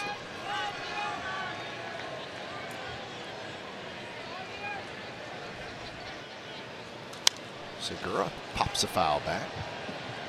Segura can hit. He's always been a terrific hitter, and again this year hitting over 300. Well, he's really taken his game to another level. I think so too. Pretty good shortstop. Yes, very sound defensively. And he's got another hit. Pinder gets to it. So Segura, 2 more hits tonight. His nickname is Gene the Hit Machine. And you see why. Yep. Number 23, He's tough too. Nelson Cruz. And he's taking a beating tonight. And you see a fastball outer part of the plate. And remember that play at second base. You saw his pinky jam up on the left hand. Yeah. That's the bottom hand for that right-handed hitter. So it's sitting on the knob. Sitting on the knob, maybe just under it, however he likes to grip it, but it's there. Down and in, and Nelson Cruz takes it. So Cruz hits for the 3rd time. He's walked twice. And another first pitch breaking ball Third time through.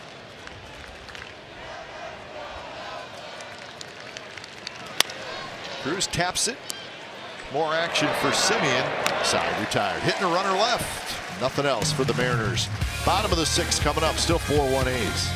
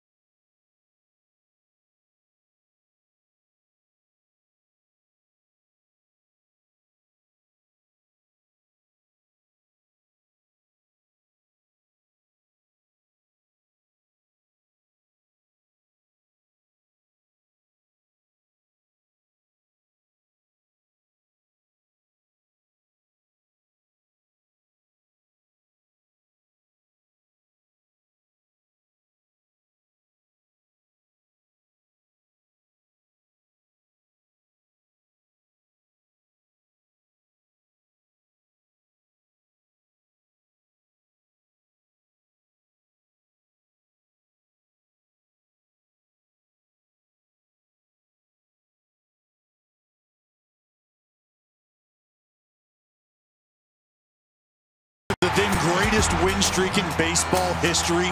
20 straight wins propelled the A's to the playoffs. Join us as we celebrate the return of the streak team this Saturday, August 18th against the Astros, 1:05 Pacific time here at the Collie. The first 15,000 fans will receive a streak team t-shirt presented by Cache Creek Casino Resort. Grab your 50th anniversary memory. For tickets, athletics.com for details. So when it's time for change, think Speedy Oil Change and Auto Service, your trusted oil change, tune-up, and repair experts. Casey Lawrence comes in for just his 9th appearance. That's right. 8th appearance. 8th appearance, excuse me. Very high ERA, lots of hits. And 14 and a third innings for Casey Lawrence. Up the middle, and that's a base hit for Chad Pinder.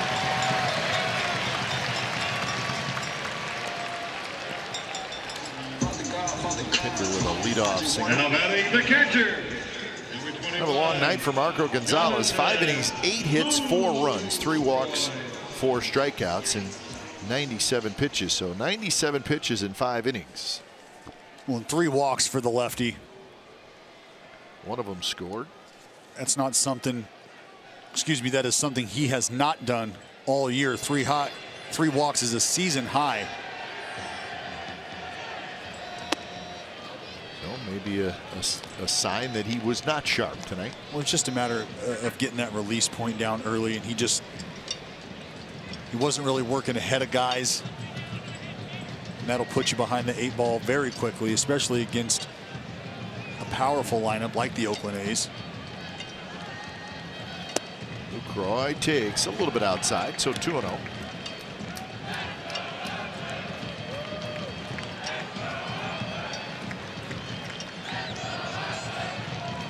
See here, Lawrence struggling early. He's thrown 3 pitches. Got Pinder on first with a knock. 2-0 count to Luke.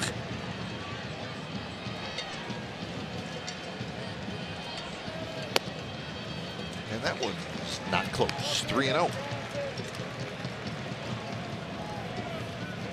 You know, for guys like Casey Lawrence coming out of the bullpen, if you're not somebody who's got a ton of velocity or maybe a wipeout pitch, throwing strikes and getting ahead, paramount. That one eased in there for a strike. Sees fastball, slider. Dabble with a curveball every now and then. Some change-ups, but mostly fastball slider.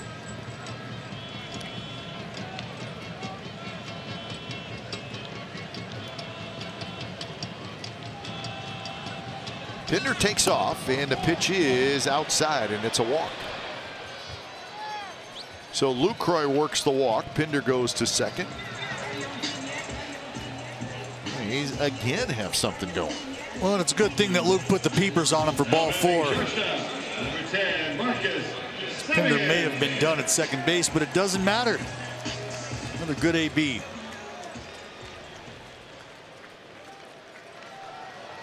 So now the hot Marcus Semien steps up. So good man to have up in this spot for the A's. 2 on and nobody out.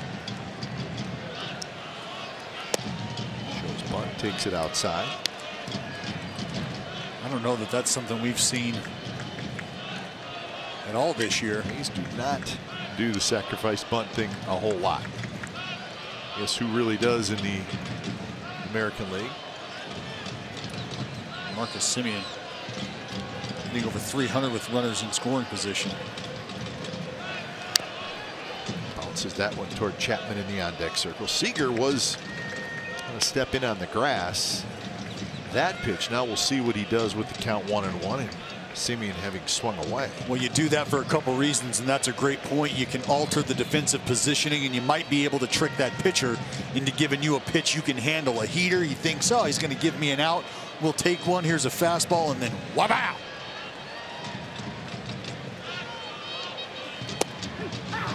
And that's a pitch right on the outside corner. So now it's 1-2. 9 hits for the A's, just 4 hits for the Mariners so far.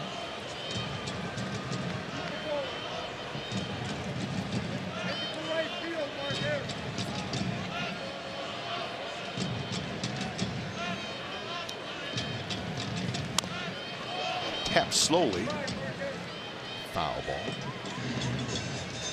The name of the game right now for Marcus is if he can't get a pitch up in the zone that he can drive, the next best thing is shooting something to the right side if he can into that hole.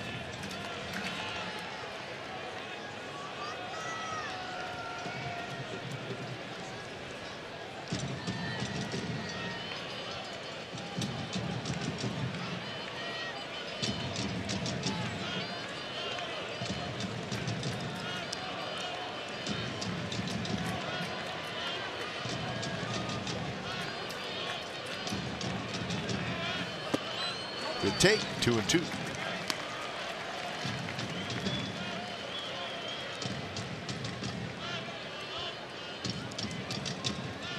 This is a very big inning here for the Seattle Mariners.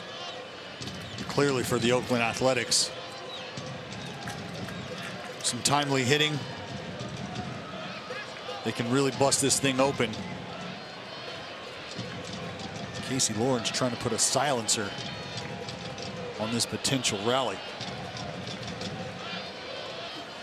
And he got Semien to chase. So Marcus took that pitch the pitch before, but could not hold up that time. You know you've got an opportunity to scratch a few more across. Semien a hot hand as of late. You gotta credit Semien for trying to battle hanging in there, but it's just a better job of execution from Lawrence. So with 1 out, Chapman steps up. Same pitch, Chapman swings and misses. Lawrence starting to get a little feel for that slider now, in the zone as well as out.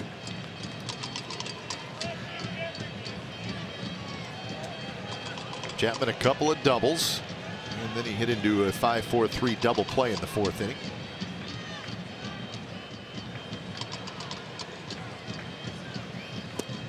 This one runs inside.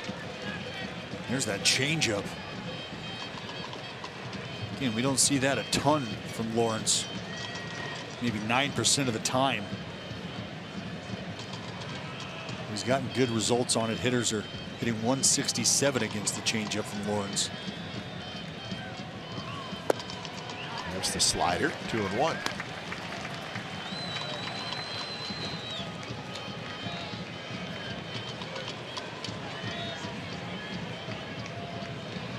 Pinder opened the inning with a base hit, then Lucroy walked.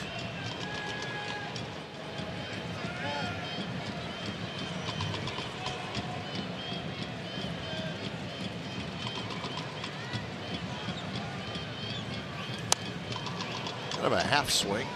Hits it off the protect netting right above the Mariners dugout. Just that check swing. Think he might be looking for something spinning. Felix Hernandez. He's in the dugout now. Told you he was bored.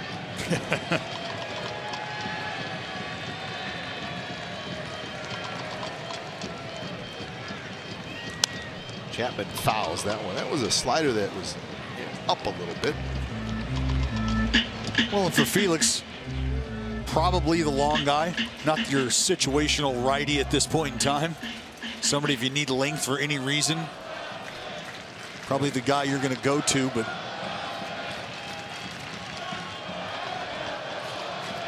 yeah, that's the thing. When do you use them? Another foul ball. Well, Lawrence has stayed away. They've showed him that changeup that ended up down and in. Don't know that that's necessarily where they wanted that pitch. Same sort of sequencing here with Chapman that we saw with Simeon.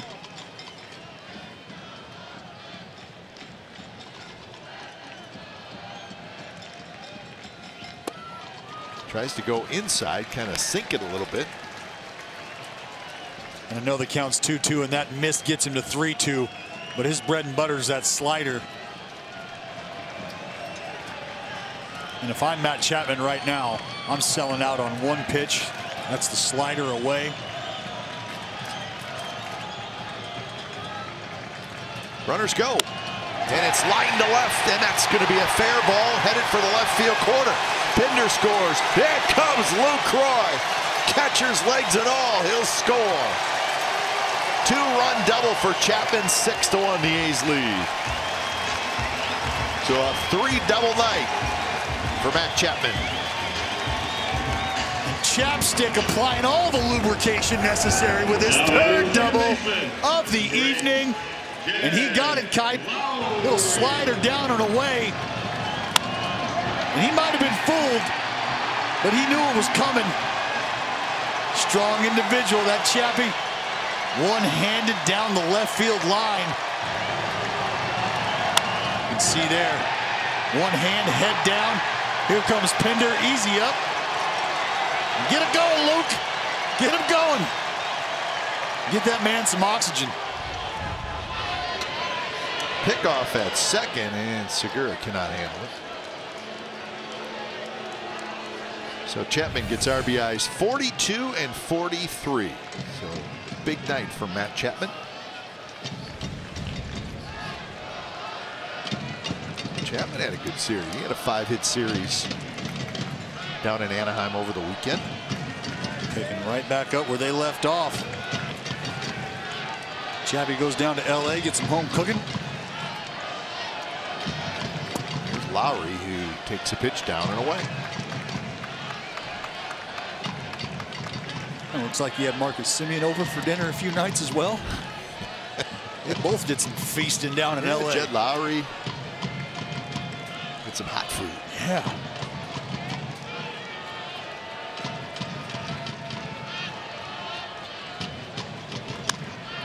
Grounded foul. Lowry with the two-run double.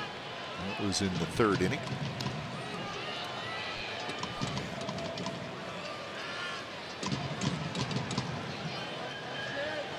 Five doubles tonight for the A's. They are fourth in the league in doubles. They're fifth in the league in home runs, sixth in the league in total runs scored. Fourth in the league in slugging. Seventh in on-base percentage. Some of the team stats for the Athletics. Just score some runs, you end up in scoring position. Yep. Well, that's not rocket science, is it? Yeah, actually it is. It's pretty deep.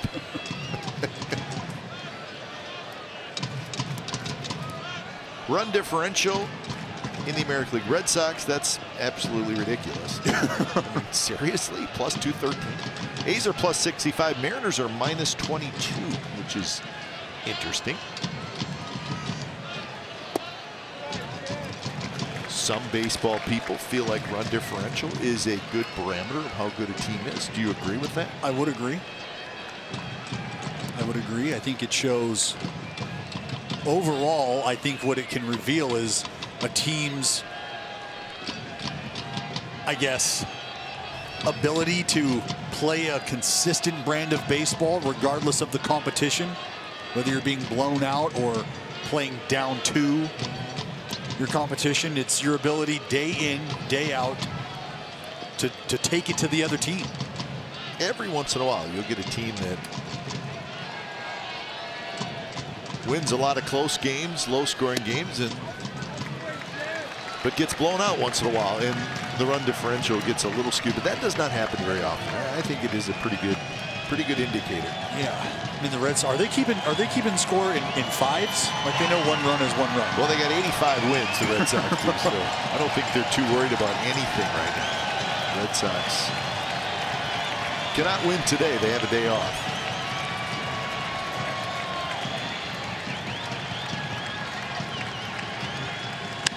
That one is fair. It's going to be another double, and it's going to be another run scored as Chapman rounds third, and Lowry with an RBI double. So 7-1, the A's lead it.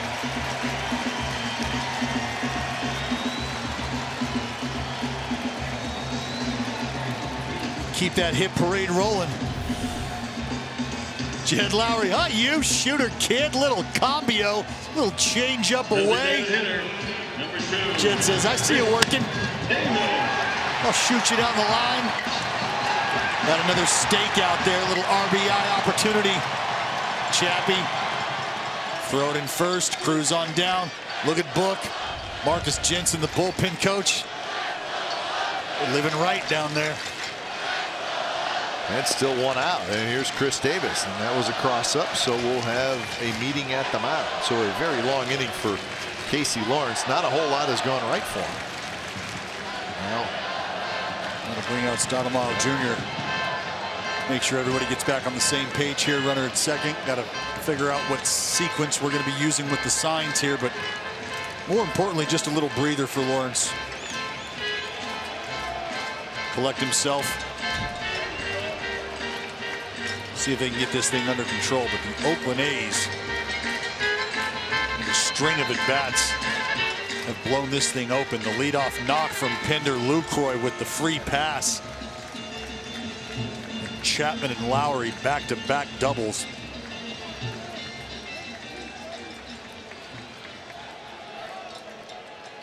So 1-0 the count to Chris Davis. Davis a walk, a ground out, and a single.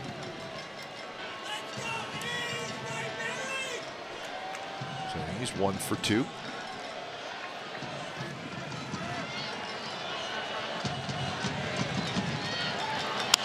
And that one bounced foul down the third baseline. So for the A's, 1 in the first, 3 in the third, 3 more here in the sixth for their 7-1 lead. Trying to win for the 10th time in their last 12 games.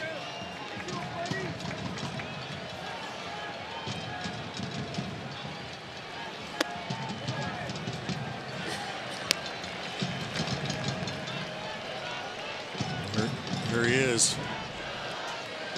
Laureano stretching out. And yeah, looks like you and me before the game, huh? That's right. Sean's getting his Fondas in. Yep. Stretch it out before we do our on-camera open. Stretch out the hammies a little bit. Get that lumbar warmed up. Didn't work for me tonight. Oh. Barking a little bit. tell you, the Athletics down on the field, they're doing all the heavy lifting right now.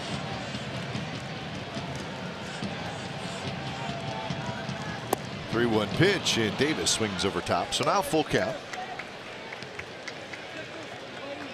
Full count here, and Lawrence has got to be thinking, I went full count slider to Matt Chapman. That didn't necessarily work out for me here. Tried to go soft away to Jed Lowry as well. A little bit of the same. 3-2 here against one of the most prolific power hitters in the game. Let's see what he does. Davis rolls it towards Seager. Seager across the diamond for the second out.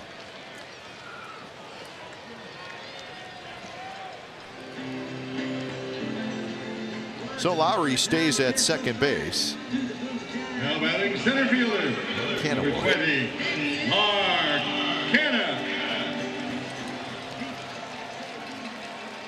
6 doubles tonight for the A's. No home runs. Doubles can be a wonderful thing. You want to talk about keeping a rally going. A couple back-to-back doubles. Runs scored. You're just changing places. That's tough on a pitcher mentally. You look up at the scoreboard and those numbers are lighting up and flashing, but the guy still seems to be standing at second base. There's always somebody at second base. What just happened?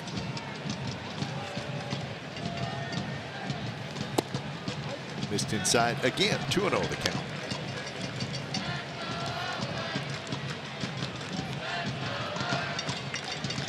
Canha with a double. That was in the 5th inning and put runners at second and third, but the A's could not score. Then it's second and third and 1 out.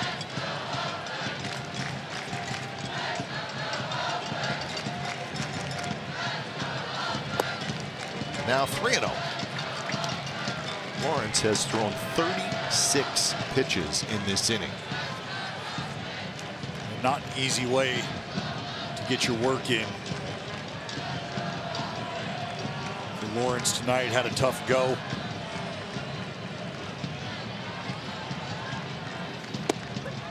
Gets that one in there for a strike. Again, coming out of the bullpen, you want to come in spinning for strikes. I mean, throwing your breaking ball for strike one, ultimately throwing strike one, regardless whether it's hard or soft, but just can't work from behind. Canha down the left field line, but he hooked it. Goes foul.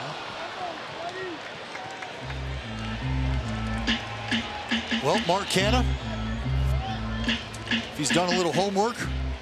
Slider. You got it, Kite. Sell out. Slider away. Get up on that dish. Scoot up in the box a little bit.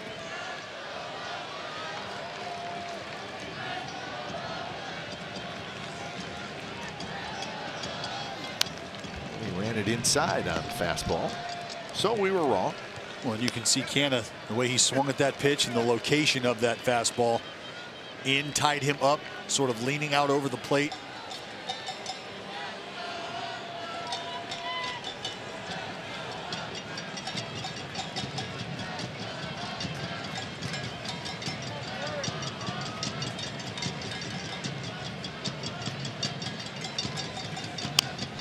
That one hit hard, but foul.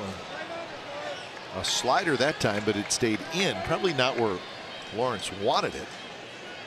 That thing down and away, regardless of the count, 3-2.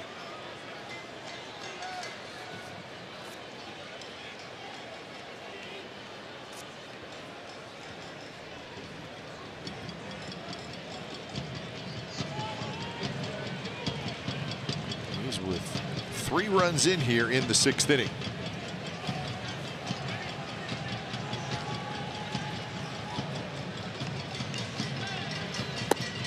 And he laid off the slider, and it's a good at bat for Canha. What a beauty of an AB. You fight, fight, fight, spoil, spoil, spoil. Get yourself into a 3-0 situation early.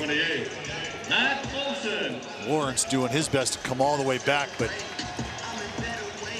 Mark Canha, great job. And Canha's going to be done for the night as Laureano comes in. 2-2 pinch run for Canna. Left center, hit pretty well, but Mabin's got just enough room halfway onto the warning track, and he makes the catch. 3 runs for the A's. We're headed to the 7th inning from the Coliseum. The A's now lead the Mariners 7-1.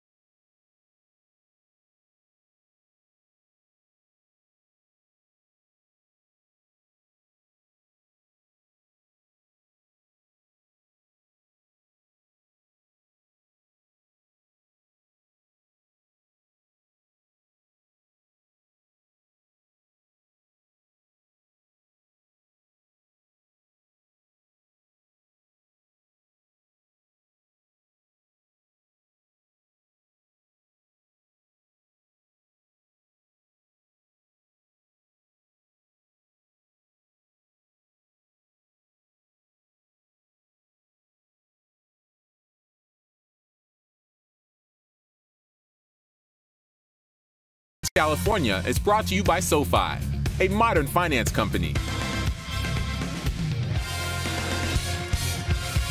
So the A's leading 7-1 in the first of this big 3-game series. These young ladies are having fun. What do you think? Twins? Yep, safe bet. You going Twins? I'm going Twins. I think so. I think you're right. Strong genes at the minimum. That's right. And good Ace support. Yes. Crowd tonight, 10,400.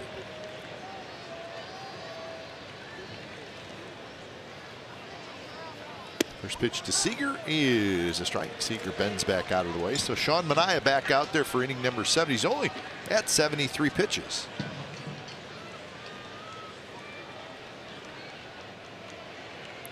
Allowed 4 hits, 3 strikeouts, a couple of walks. One long inning was the 4th inning. He's gotten some early outs. Hasn't gotten terribly deep into too many counts. 1-2 now to Seager. Seager had the RBI single with 2 outs in the 4th inning. Knocked in his 64th run. That's the only run for the Mariners.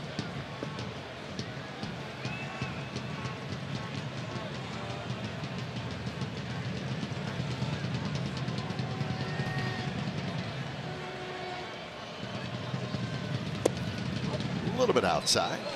Manaea, a nice little pace going now. Well, that's the name of the game. You get it, you go. You get it, you go. You create a rhythm for yourself.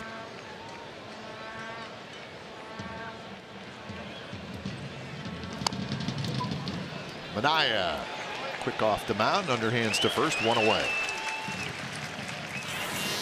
All right, it's time for your smart play of the day, brought to you by your California Ford dealers. Our man in the 6-hole, Marcus Semien. Little backhand beauty, huh? Little up the middle range. Doing it all in the shortstop spot. Look at here. Linea, backhand, no big deal. Only on the backside.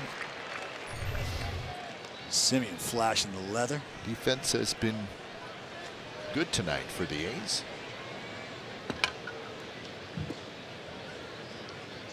So Healy steps in for his 3rd at bat. For 2.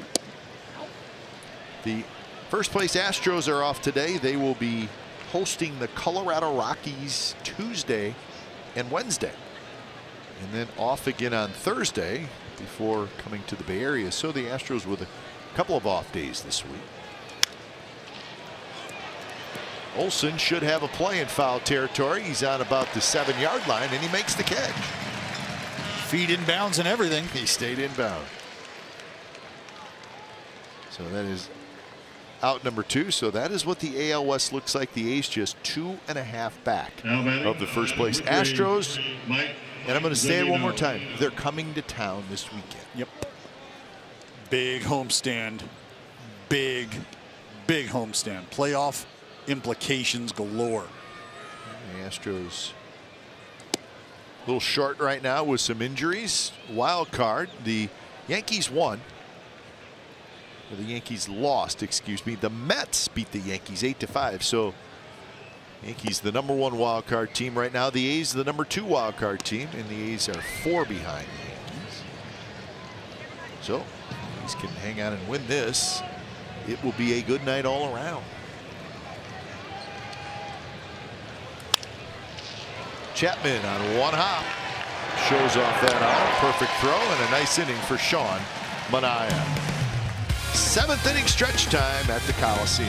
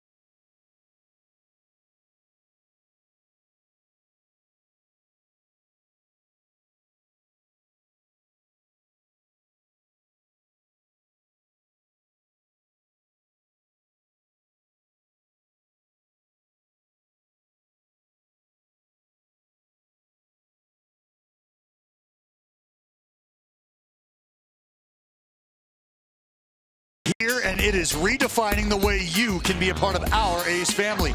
General admission access to every single 2019 ball game here at home. A plan of reserved seat tickets, 50% off concessions, 25% off merchandise, and parking discounts as well. First opportunity to purchase 2018 postseason tickets. Get those in you.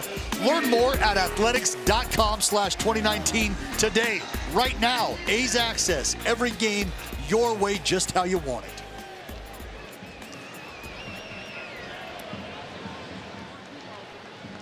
Well, Casey Lawrence, 42 pitches in the 6th inning. He's back out there. And it's been a little bit of a beat-up bullpen for the Mariners. And this is called wearing one if you're Casey Lawrence. That's part of what this role has to offer. And I know some folks at home are probably thinking, why does Casey Lawrence have to wear it? Isn't there a guy down there in that bullpen who can give you some length right now, and King Felix? And I think the respectful answer is no. No, you're not bringing King Felix into this game. Not the way you go about business. No. Now batting left fielder, number 18. So here's Chad Pinder. Pinder. A couple notes on that Mets win over the Yankees. It was at Yankee Stadium, and it was what we like to call a marquee pitching matchup. Lawrence grabs it. It was DeGrom and Severino. Jacob DeGrom got the win. DeGrom is 7-7. His ERA is 1.81. As far as the Yankees go, Severino took the loss. He's 15-6, and he has not pitched well lately. It's going to be a little concerning for the Yankees because he is your ace numero uno. That's your guy. That is your game one in a 5-game set, 7-game set. That's game 163 starter. Yep. Whatever scenario you find yourself, that's the guy who's getting the ball day one. Dallas, in his last 5 starts, Severino is 1-4. He's got a 7.96 ERA. So that's a little bit of a surprise. He's still having a terrific season, but as hitters do, slumpy. Well, there was a point in time during the season, right before the halfway point, having the conversation of starting the All-Star game, potential Cy Young candidates. Yep. Healy may have a play, goes into a slide, not quite.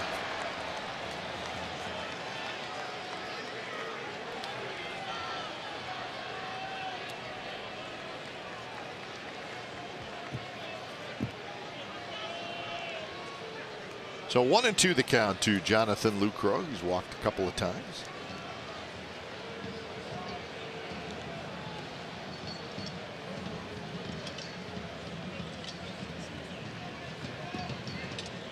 Lucroy also grounded out, scored a run.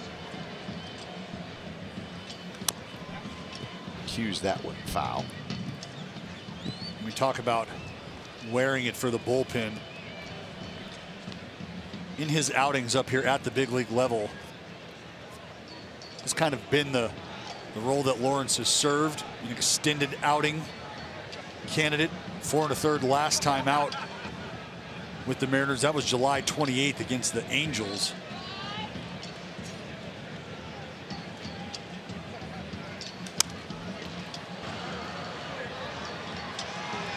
Going to be Romine, the second baseman, who drifts back into shallow center field. He's got it, and we are moving to the 8th.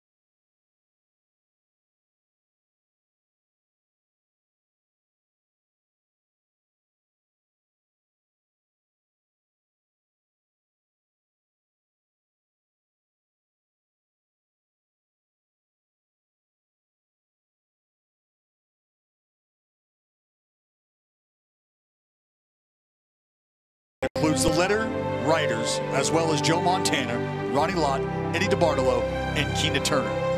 Presented commercial-free by Toyota. Letters to 87.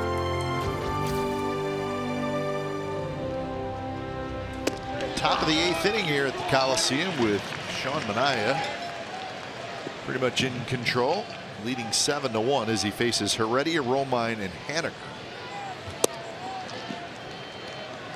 Manaea so far in the ball game, 4 hits, 1 run, 2 walks, 3 strikeouts, and 84 pitches. And this one's popped up.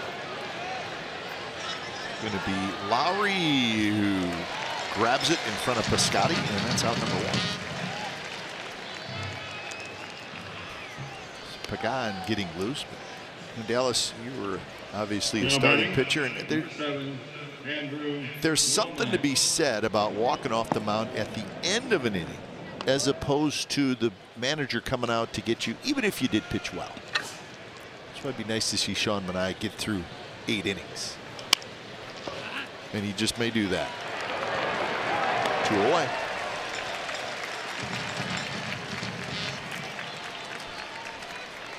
Well, Kipe, what you're getting at is a mindset. Yep. And there's a couple different ways to let your pitcher know that you've appreciated everything he's done. One, letting him continue and finish up and put a bow on the body of work he's given you today up until this point.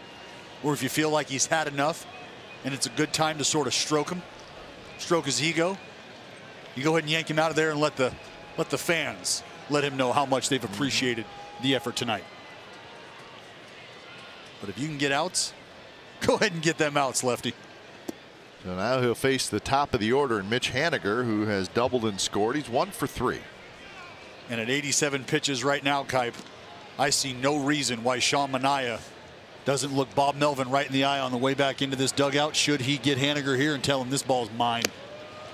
Well, he's retired 6 in a row. So he's in a very nice groove.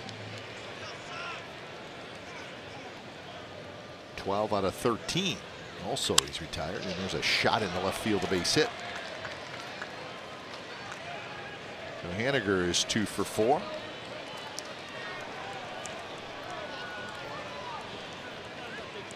And Bob Melvin's coming out. Wow.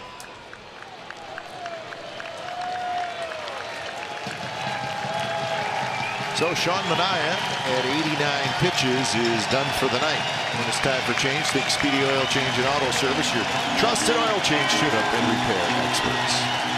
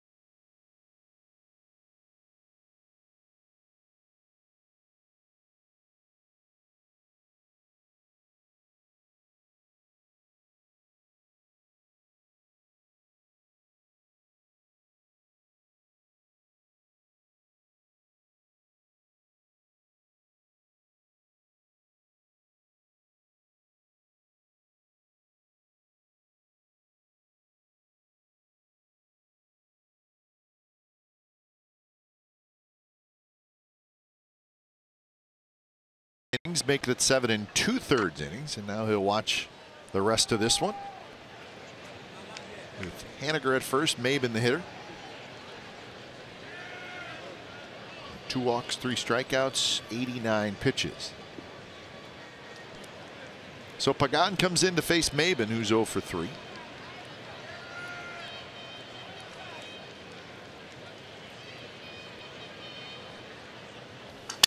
Maben, that's a foul ball, broken bat. The bat was headed toward Matt Chapman. It was also headed toward Scott Brocious, the third base coach. So they were both trying to get out of the way. See here off the cap, 95 coming in hot right out of the gate from Pagan. Send that one to the wood pile. Yeah, that was, yeah. 3-0, 3.28 ERA. Good numbers for Pagan. Pitching in his 43rd game. He's got 48 strikeouts in 49 innings.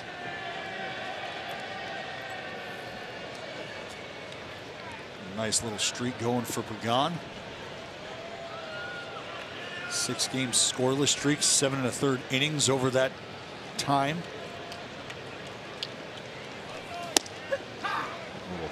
Tight little cutter or slider. And he's a guy who's, you know, he's up and down, and we've seen him, I think, really evolve into a no-nonsense type of approach we saw earlier.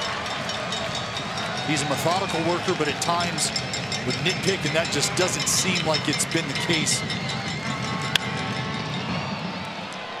That one is just going to be a little flare that's going to fall in. So sometimes you make a good pitch and you don't get rewarded. And that's what I'm talking about. So you're thinking 0-2 count. He just gave up a 0-2 knock. What is there to be excited about? Number 2, Gene Segura. Well, MLB at Bat is your #1 athletics app. Customize your experience to catch every moment this season. Get A's home screen icons and features such as the MLB.TV Game of the Day, pitch tracking, in-game highlights, live radio broadcasts, stats, news, and more. All when you download MLB at Bat app today. But again, having the confidence, even with 2 strikes, to challenge hitters in and around the zone, something we've noticed from Pagan. And here he faces Segura, and that's a foul ball. So Pagan, pitch that wasn't very close to the strike zone, but Segura went after it and fouled it. So Luke Trevino starts to throw.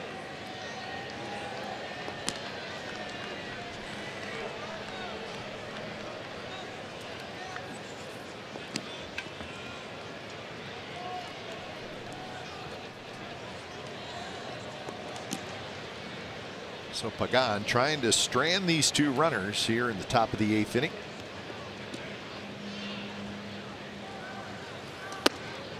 Fastball up and in, and now the count 1-1. Segura's got 2 hits, couple of singles, 2 for 3. Could easily have 3 hits. Chapman robbed him. Quite a few folks who leave the yard shy of one more hit they might have needed. That's true. You're right.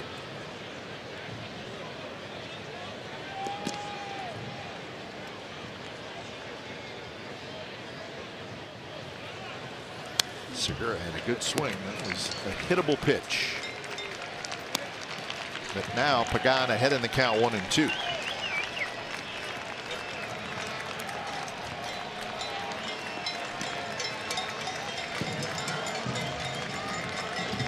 You talk about Chappie robbing folks too, Kuip. I mean, one of the things that he does so well is his pre-pitch routine.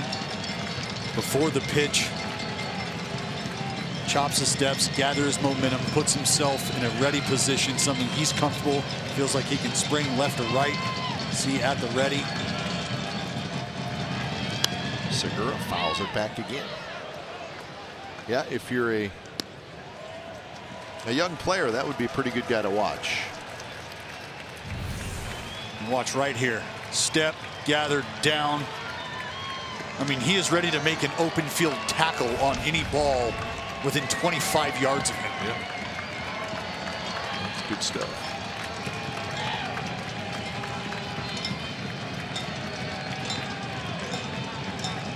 So another 1-2 coming up to Gene Segura.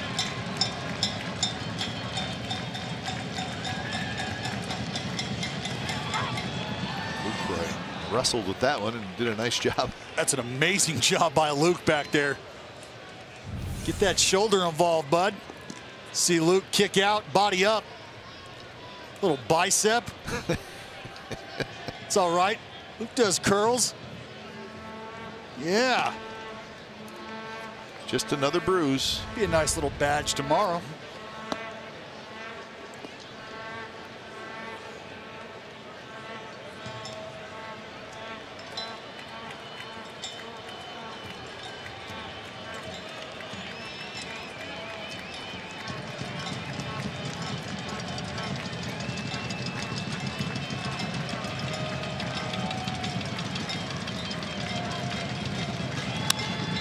And that one is lined to left, and that's going to be a base hit. Haniger being waved home. Here comes Pinder's throw to the plate. It's late, and it's 7-3. Make that 7-2. So Segura good at bat. 3 consecutive hits with 2 outs here for Seattle.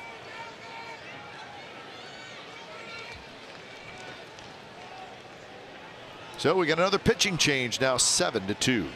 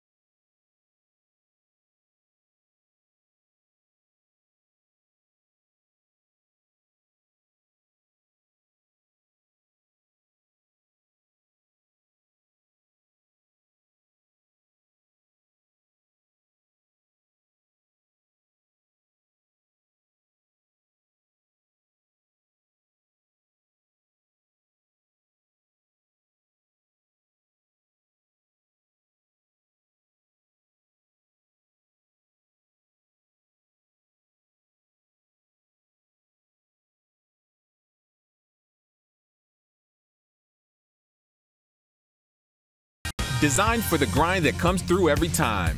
See your local Toyota dealer today. Toyota, let's go places. By Southwest Airlines. Low fares, no hidden fees. That's transparency. And by Xfinity. X1 will change the way you experience TV.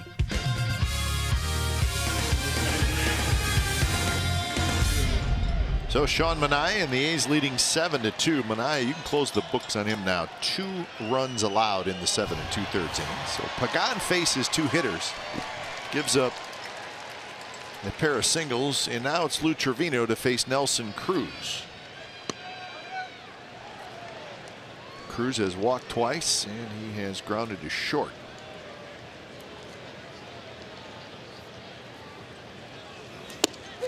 First pitch is at 98 miles an hour, right in there first drive. No messing around if you're Bomel.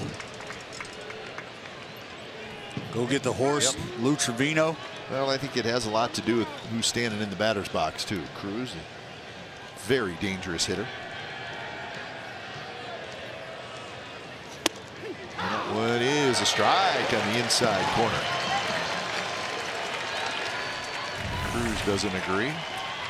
2-seamer working its way down and in, just boring in on the boomstick.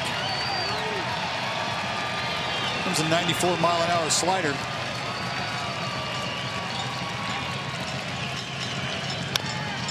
Just got a piece of it.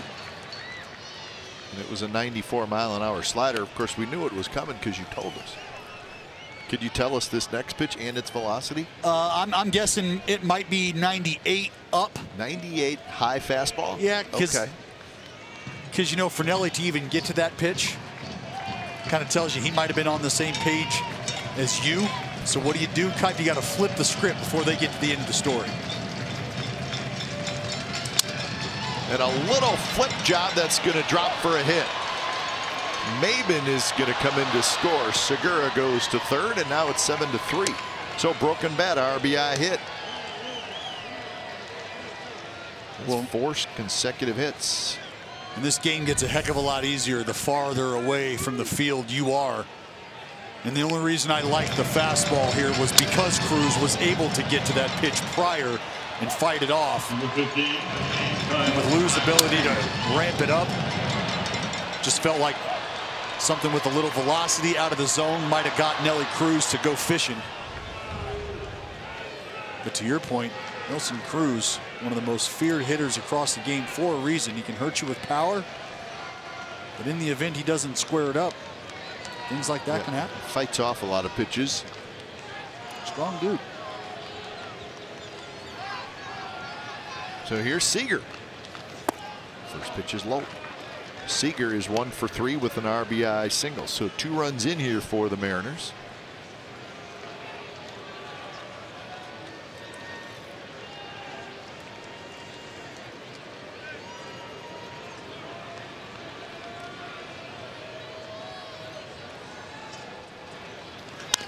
Rolled foul.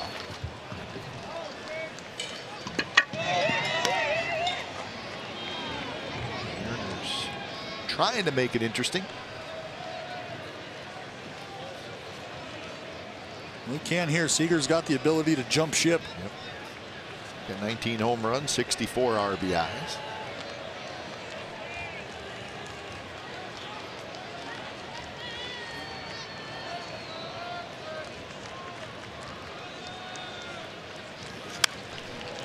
Fastball just could not quite get to it. At least get the bat head out. Yep. That's what I'd like to see again. Just continue to beat Seager to a spot if you can.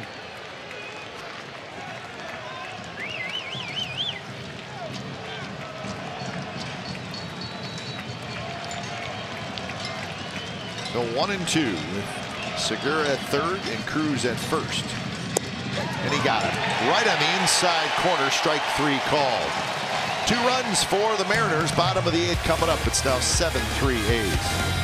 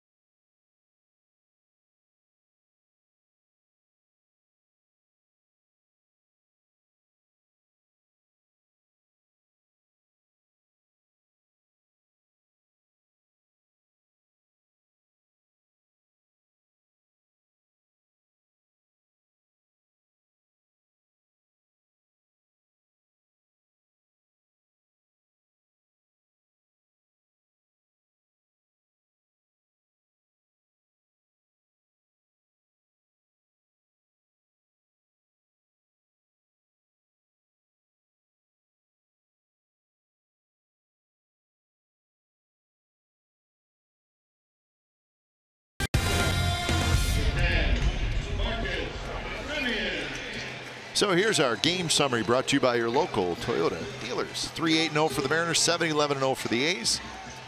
A's hit Marco Gonzalez around pretty good. 8 hits and 4 runs in 5 innings. Sean Manaea was very good, pitched into the 8th inning. Chapman, 3 doubles. Lowry, 3 hits, 2 doubles. They have combined to knock in 6 of the A's 7 runs. So bottom of the 8th. Casey Lawrence back out there. Casey Lawrence had a very long 6th inning, but he had a 3 up and 3 down 7th inning. Maurice Familia is warming up in the A's bullpen.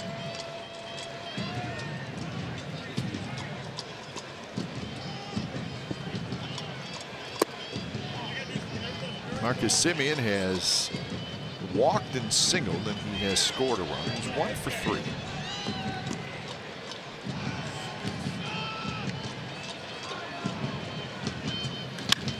And that one's hit very high to center field. Already a backpedaling, waits, and he's got it.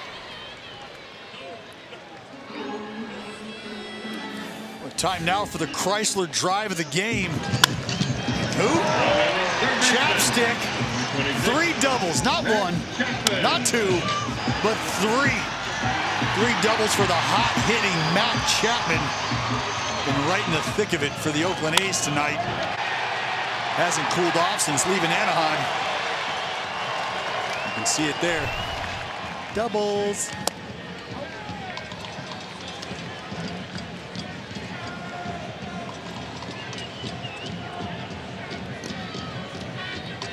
Is Chapman. He hits with the center. That's it well. Heredia's back though, and Heredia waits, and he's got it. So 2 away. Cool night here in Oakland, Kite. Yep. Now batting, second baseman, number 8, Ken Lowry.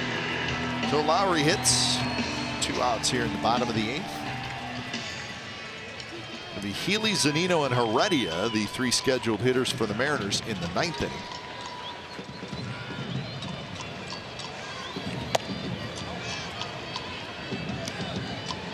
Jed Lowry has had quite a night. RBI single, 2-run double, RBI double. That's 4 RBIs, Dallas. You know, I think there might be something to the story you were talking about earlier. Jed just sort of finally being able to get his legs back underneath him, get healthy, you know. And that means a lot. As far as a player, any athlete, whether it's on the diamond or the pitch or the hardwood, the gridiron, doesn't matter. Even the clay courts, grass surfaces as well. Sure. If you're physically right, mentally, you're in a good space. Heredia is going to have to hustle for this one, but he's going to get there. Nice running play by Guillermo Heredia. 9th inning coming up.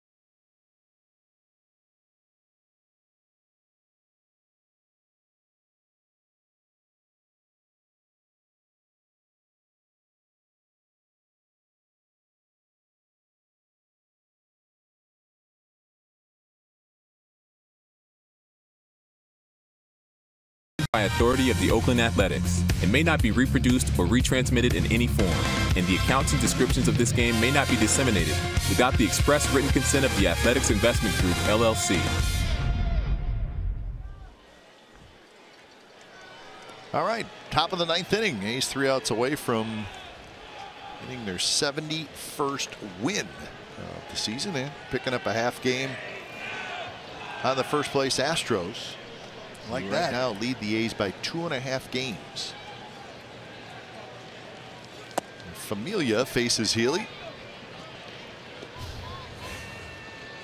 So when it's time for change, think Speedy Oil Change and Auto Service, your trusted oil change, tune-up, and repair experts. The full season numbers for Familia: 7 wins, 17 saves, and now a 2-0 count to Healy. Not a bad arm to have down there. Not bad, no.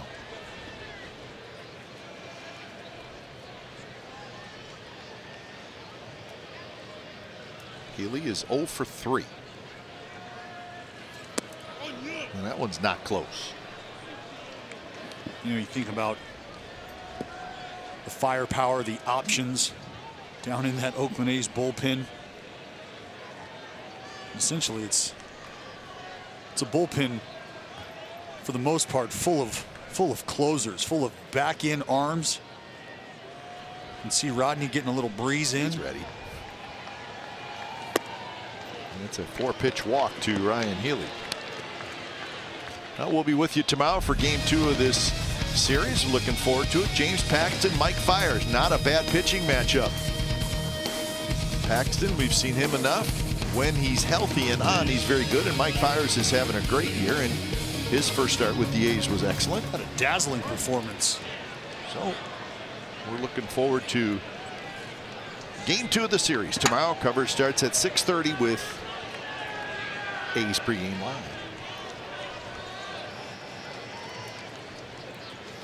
Zunino takes inside. So 5 straight balls from Familia. And this is where I know folks at home, you start to think about, well, a guy like Familia used to close in ball games, not a save situation, but something that's been discussed upon the arrival of each new reinforcement, each new arm, bullpen guy.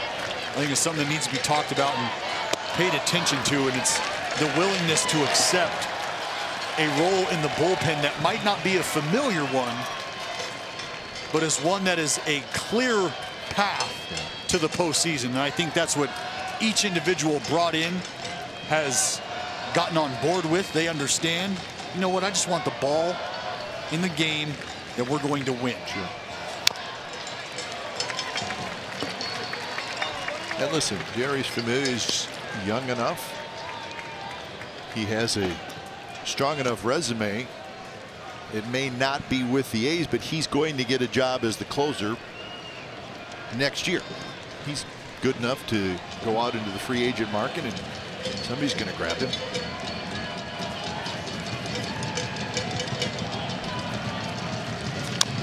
That would bounce foul again.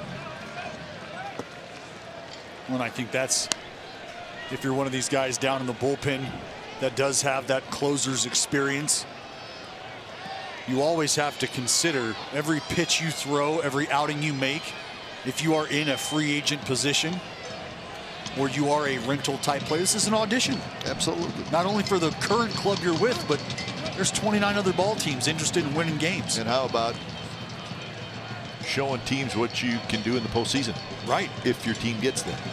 And even further on that point, Kipe, showing teams that you are a guy who's interested in just getting to the postseason, not worried about the role thing.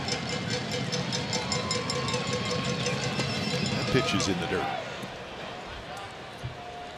And Luke back there just never turns it off.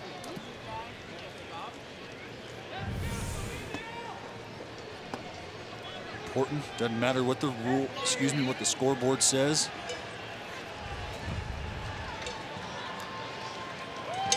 So 2-2 to Zunino. Heredia.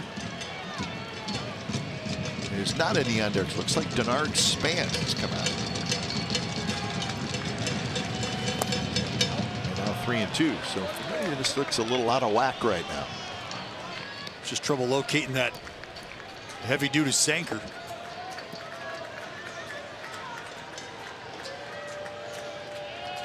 95, and it looks like it's got an extra set of legs because it is running. Kipe. Yes, indeed.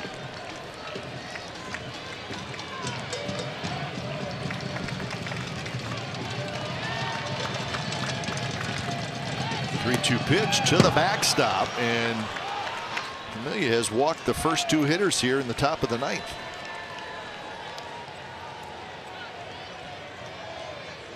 So the game has become a little bit more difficult than we thought it would be. And that'll get the B train up. Blake Trinan.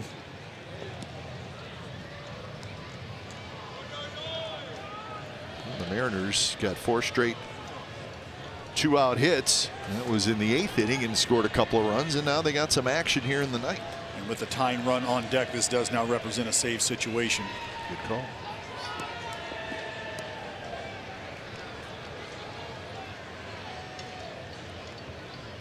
So this is about Your attention, please. trying to get Familia back online as much as it is about giving Trinan an opportunity to get it cranking and get it loose.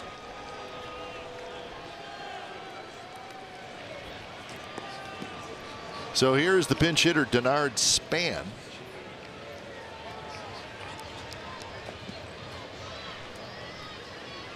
Now this is an AB you got to be careful with here. D-Span, the lefty.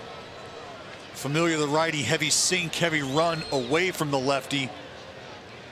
A simple approach from Span could see him shoot this ball to left field. Familia would love that to be a 6-4-3. So Span pinch hitting for Heredia. Denard Span came over in the trade from the Rays fairly early on. It was on the 25th of May. So it was a pretty big trade made early in the season, which you don't see a lot. And Span's really done a nice job. He's hitting .307 with the Mariners.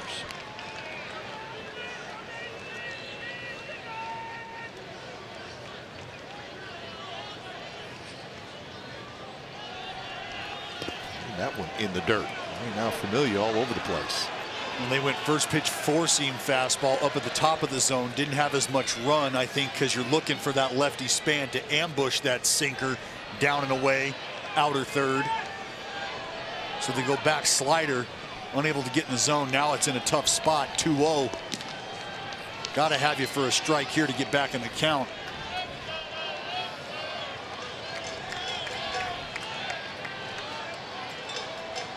Span waits on the 2-0 pitch. Healy and Zunino are the runners. And that one's in for a strike.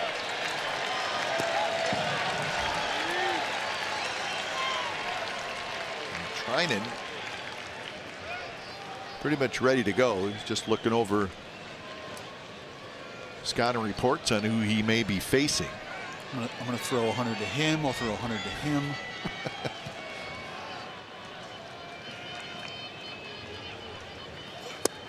And that one misses. So now it's 3-1. Chris Herman, a left-handed hitter, has come out into the on-deck circle to hit for Roma. And that's what they're thinking. Lefty bat against a couple of sinker ballers.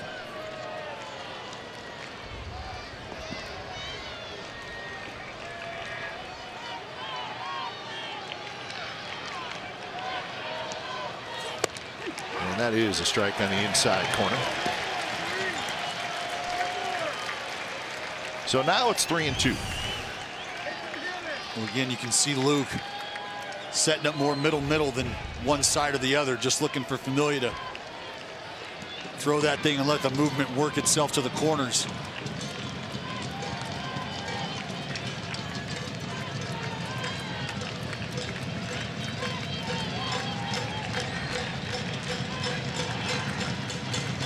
And that pitch in the dirt, and Familia has walked the bases loaded here in the top of the 9th to get the tying run to the plate. For the first time as a member of the Athletics, Familia really struggles, and now it's time to go to the closer, Blake Trinan. 7-3, but the Mariners making some noise in the 9th.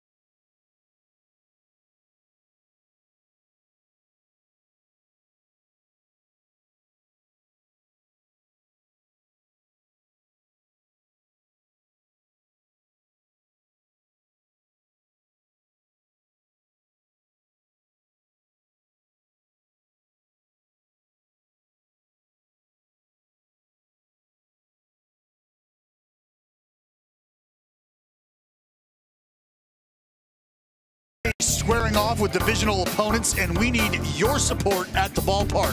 For Wednesday's day game, you can grab a lower level ticket for $15 as part of Bart Rapid Deal Day at athletics.com/rapid. Help us defend the town. Handle some town biz, folks. Grab your seats today at athletics.com/rapid. Let's go. Day game. Night game tomorrow night, day game on Wednesday. All right. It's gotten interesting. The closer has come on, Blake Trinan, looking for his 31st save. So the bases are loaded, nobody out, and this is the pinch hitter, backup catcher Chris Herman. First pitch, and Herman swings at what would have been ball one. Well, he swings at what he knew was coming. 97-mile-an-hour sinker. Now he's got a taste of it. It's a heck of a lot easier said than done now. I bet that's what Herman's thinking.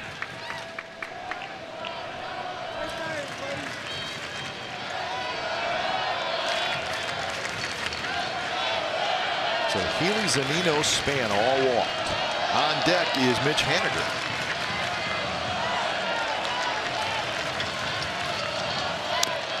Cat foul.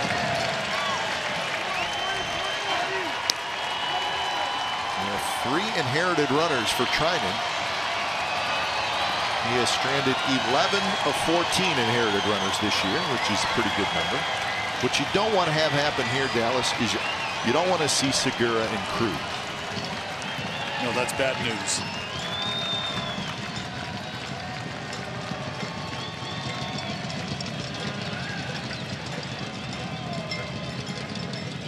And he got it.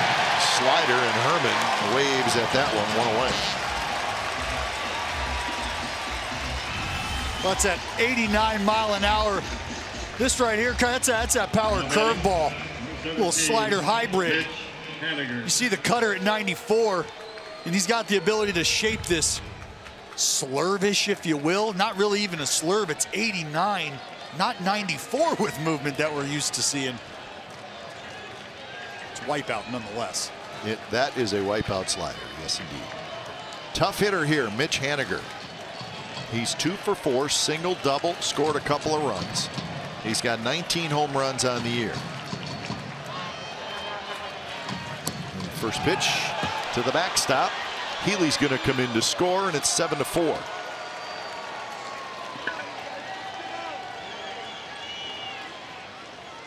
So the runners all move up now, second and third.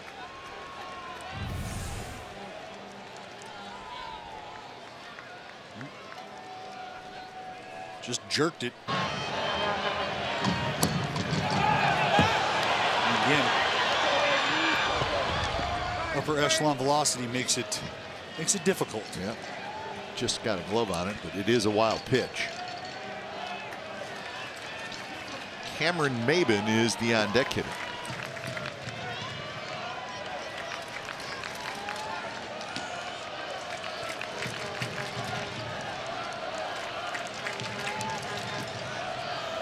Haniger takes, and probably should have been a strike, but it's called the ball. Trinan's asking where it was, and Gary Cedar said it's low, and Gary, it is not low.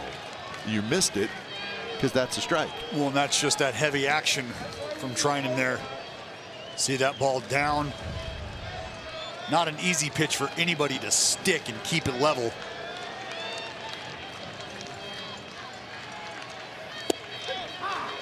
And that one is called a strike. Pretty much the same pitch, 2-1.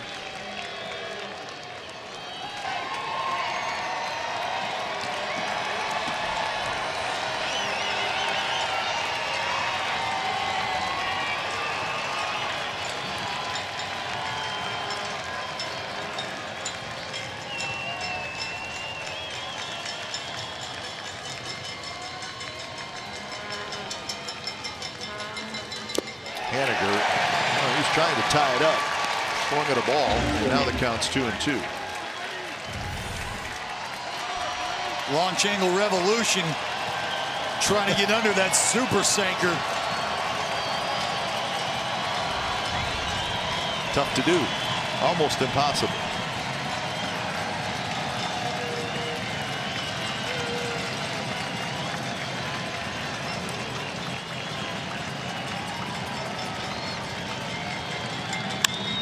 there's a base hit left field.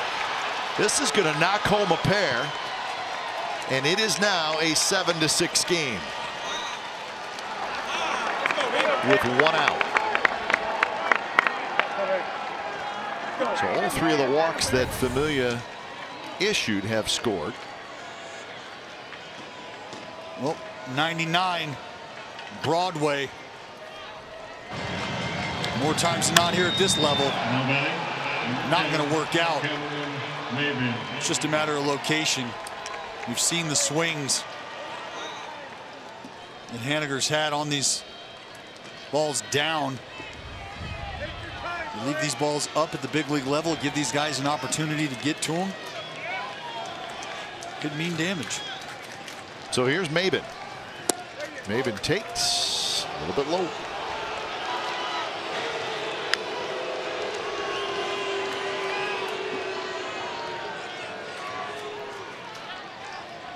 Haniger gets RBIs 77 and 78.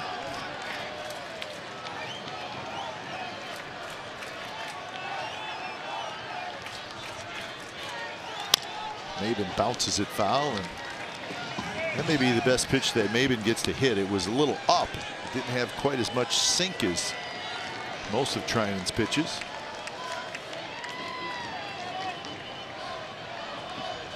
You can sort of sense the frustration in having allowed that knock from Trinan. All business here. Done messing around.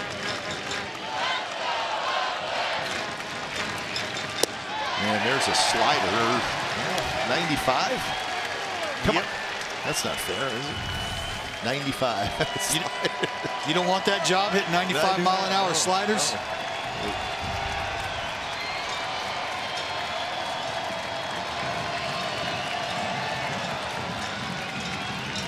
Gene Segura is the on-deck hitter.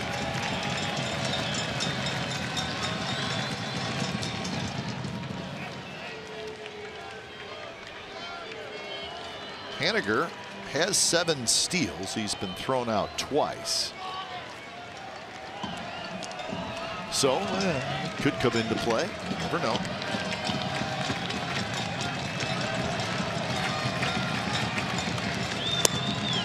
Tried the same pitch, and this time Maben did not chase it. That thing started off out. That thing starts black, maybe just a little better. Good chance he gets that swing from Maben.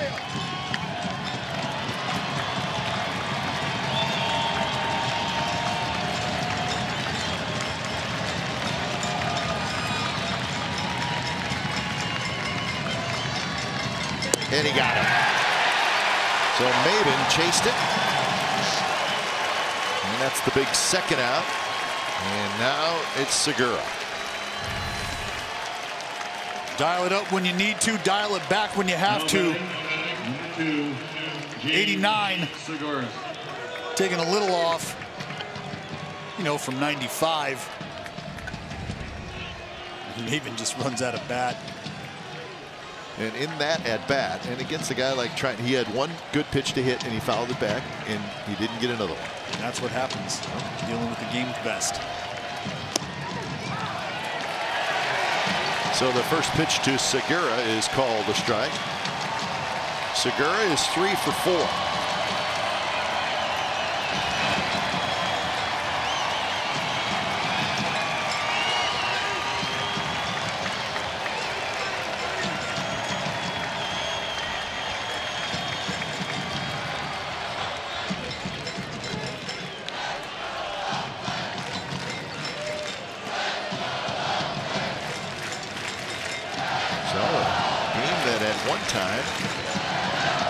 Led 7-1. In fact, they led 7-1 after 7 innings. And now it's 7-6.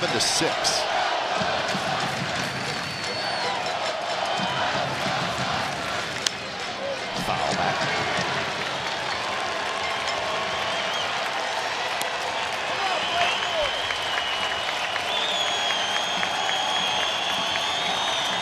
Well, 0-2, big pitch here for Blake Trinan in the Oakland Athletics. The fans can sense that they're on their feet here at the Coliseum.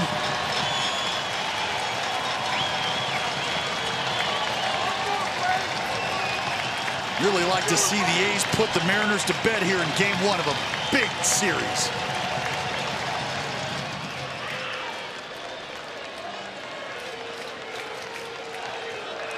The on-deck hitter is Nelson Cruz.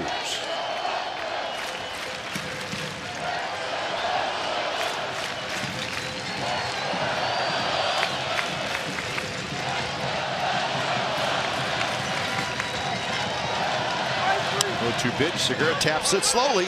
Chapman has it, and he's going to hold on to it. It's going to be an infield hit, and Cruz will hit. So it's a 4-hit night for Segura.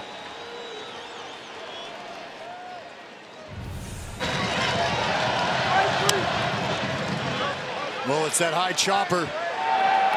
And the best part about this entire play is Matt Chapman just putting it in his back pocket. Now batting. Any sort of forced throw could result in the merry-go-round continuing to turn. Haniger might come around and score. So a good job recognizing that you had no play. Stuff it in the wallet and live to fight another day. Now Cruz is the 8th man to bat in this inning. Haniger at second. Segura at first. Plenty of speed on the bases for Seattle.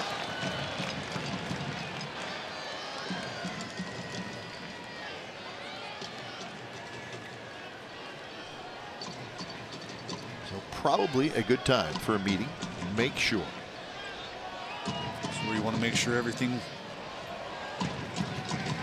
is in line. You're on the same page. 378 average with 2 outs and runners in the scoring position.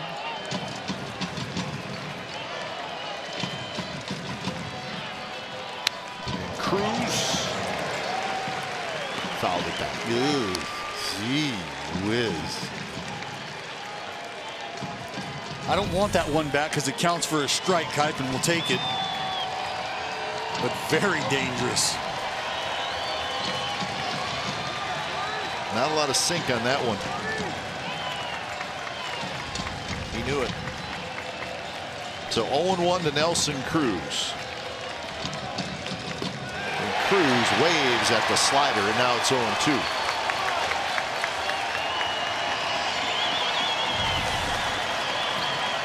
And after a swing like this, Kite, I can all but promise you that Nelly Cruz just bought himself another one.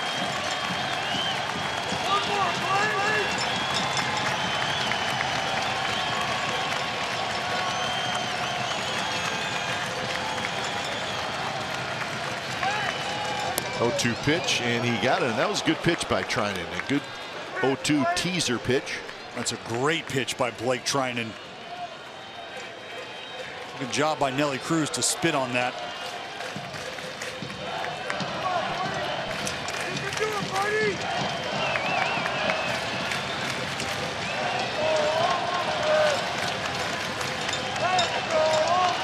Treinen deals.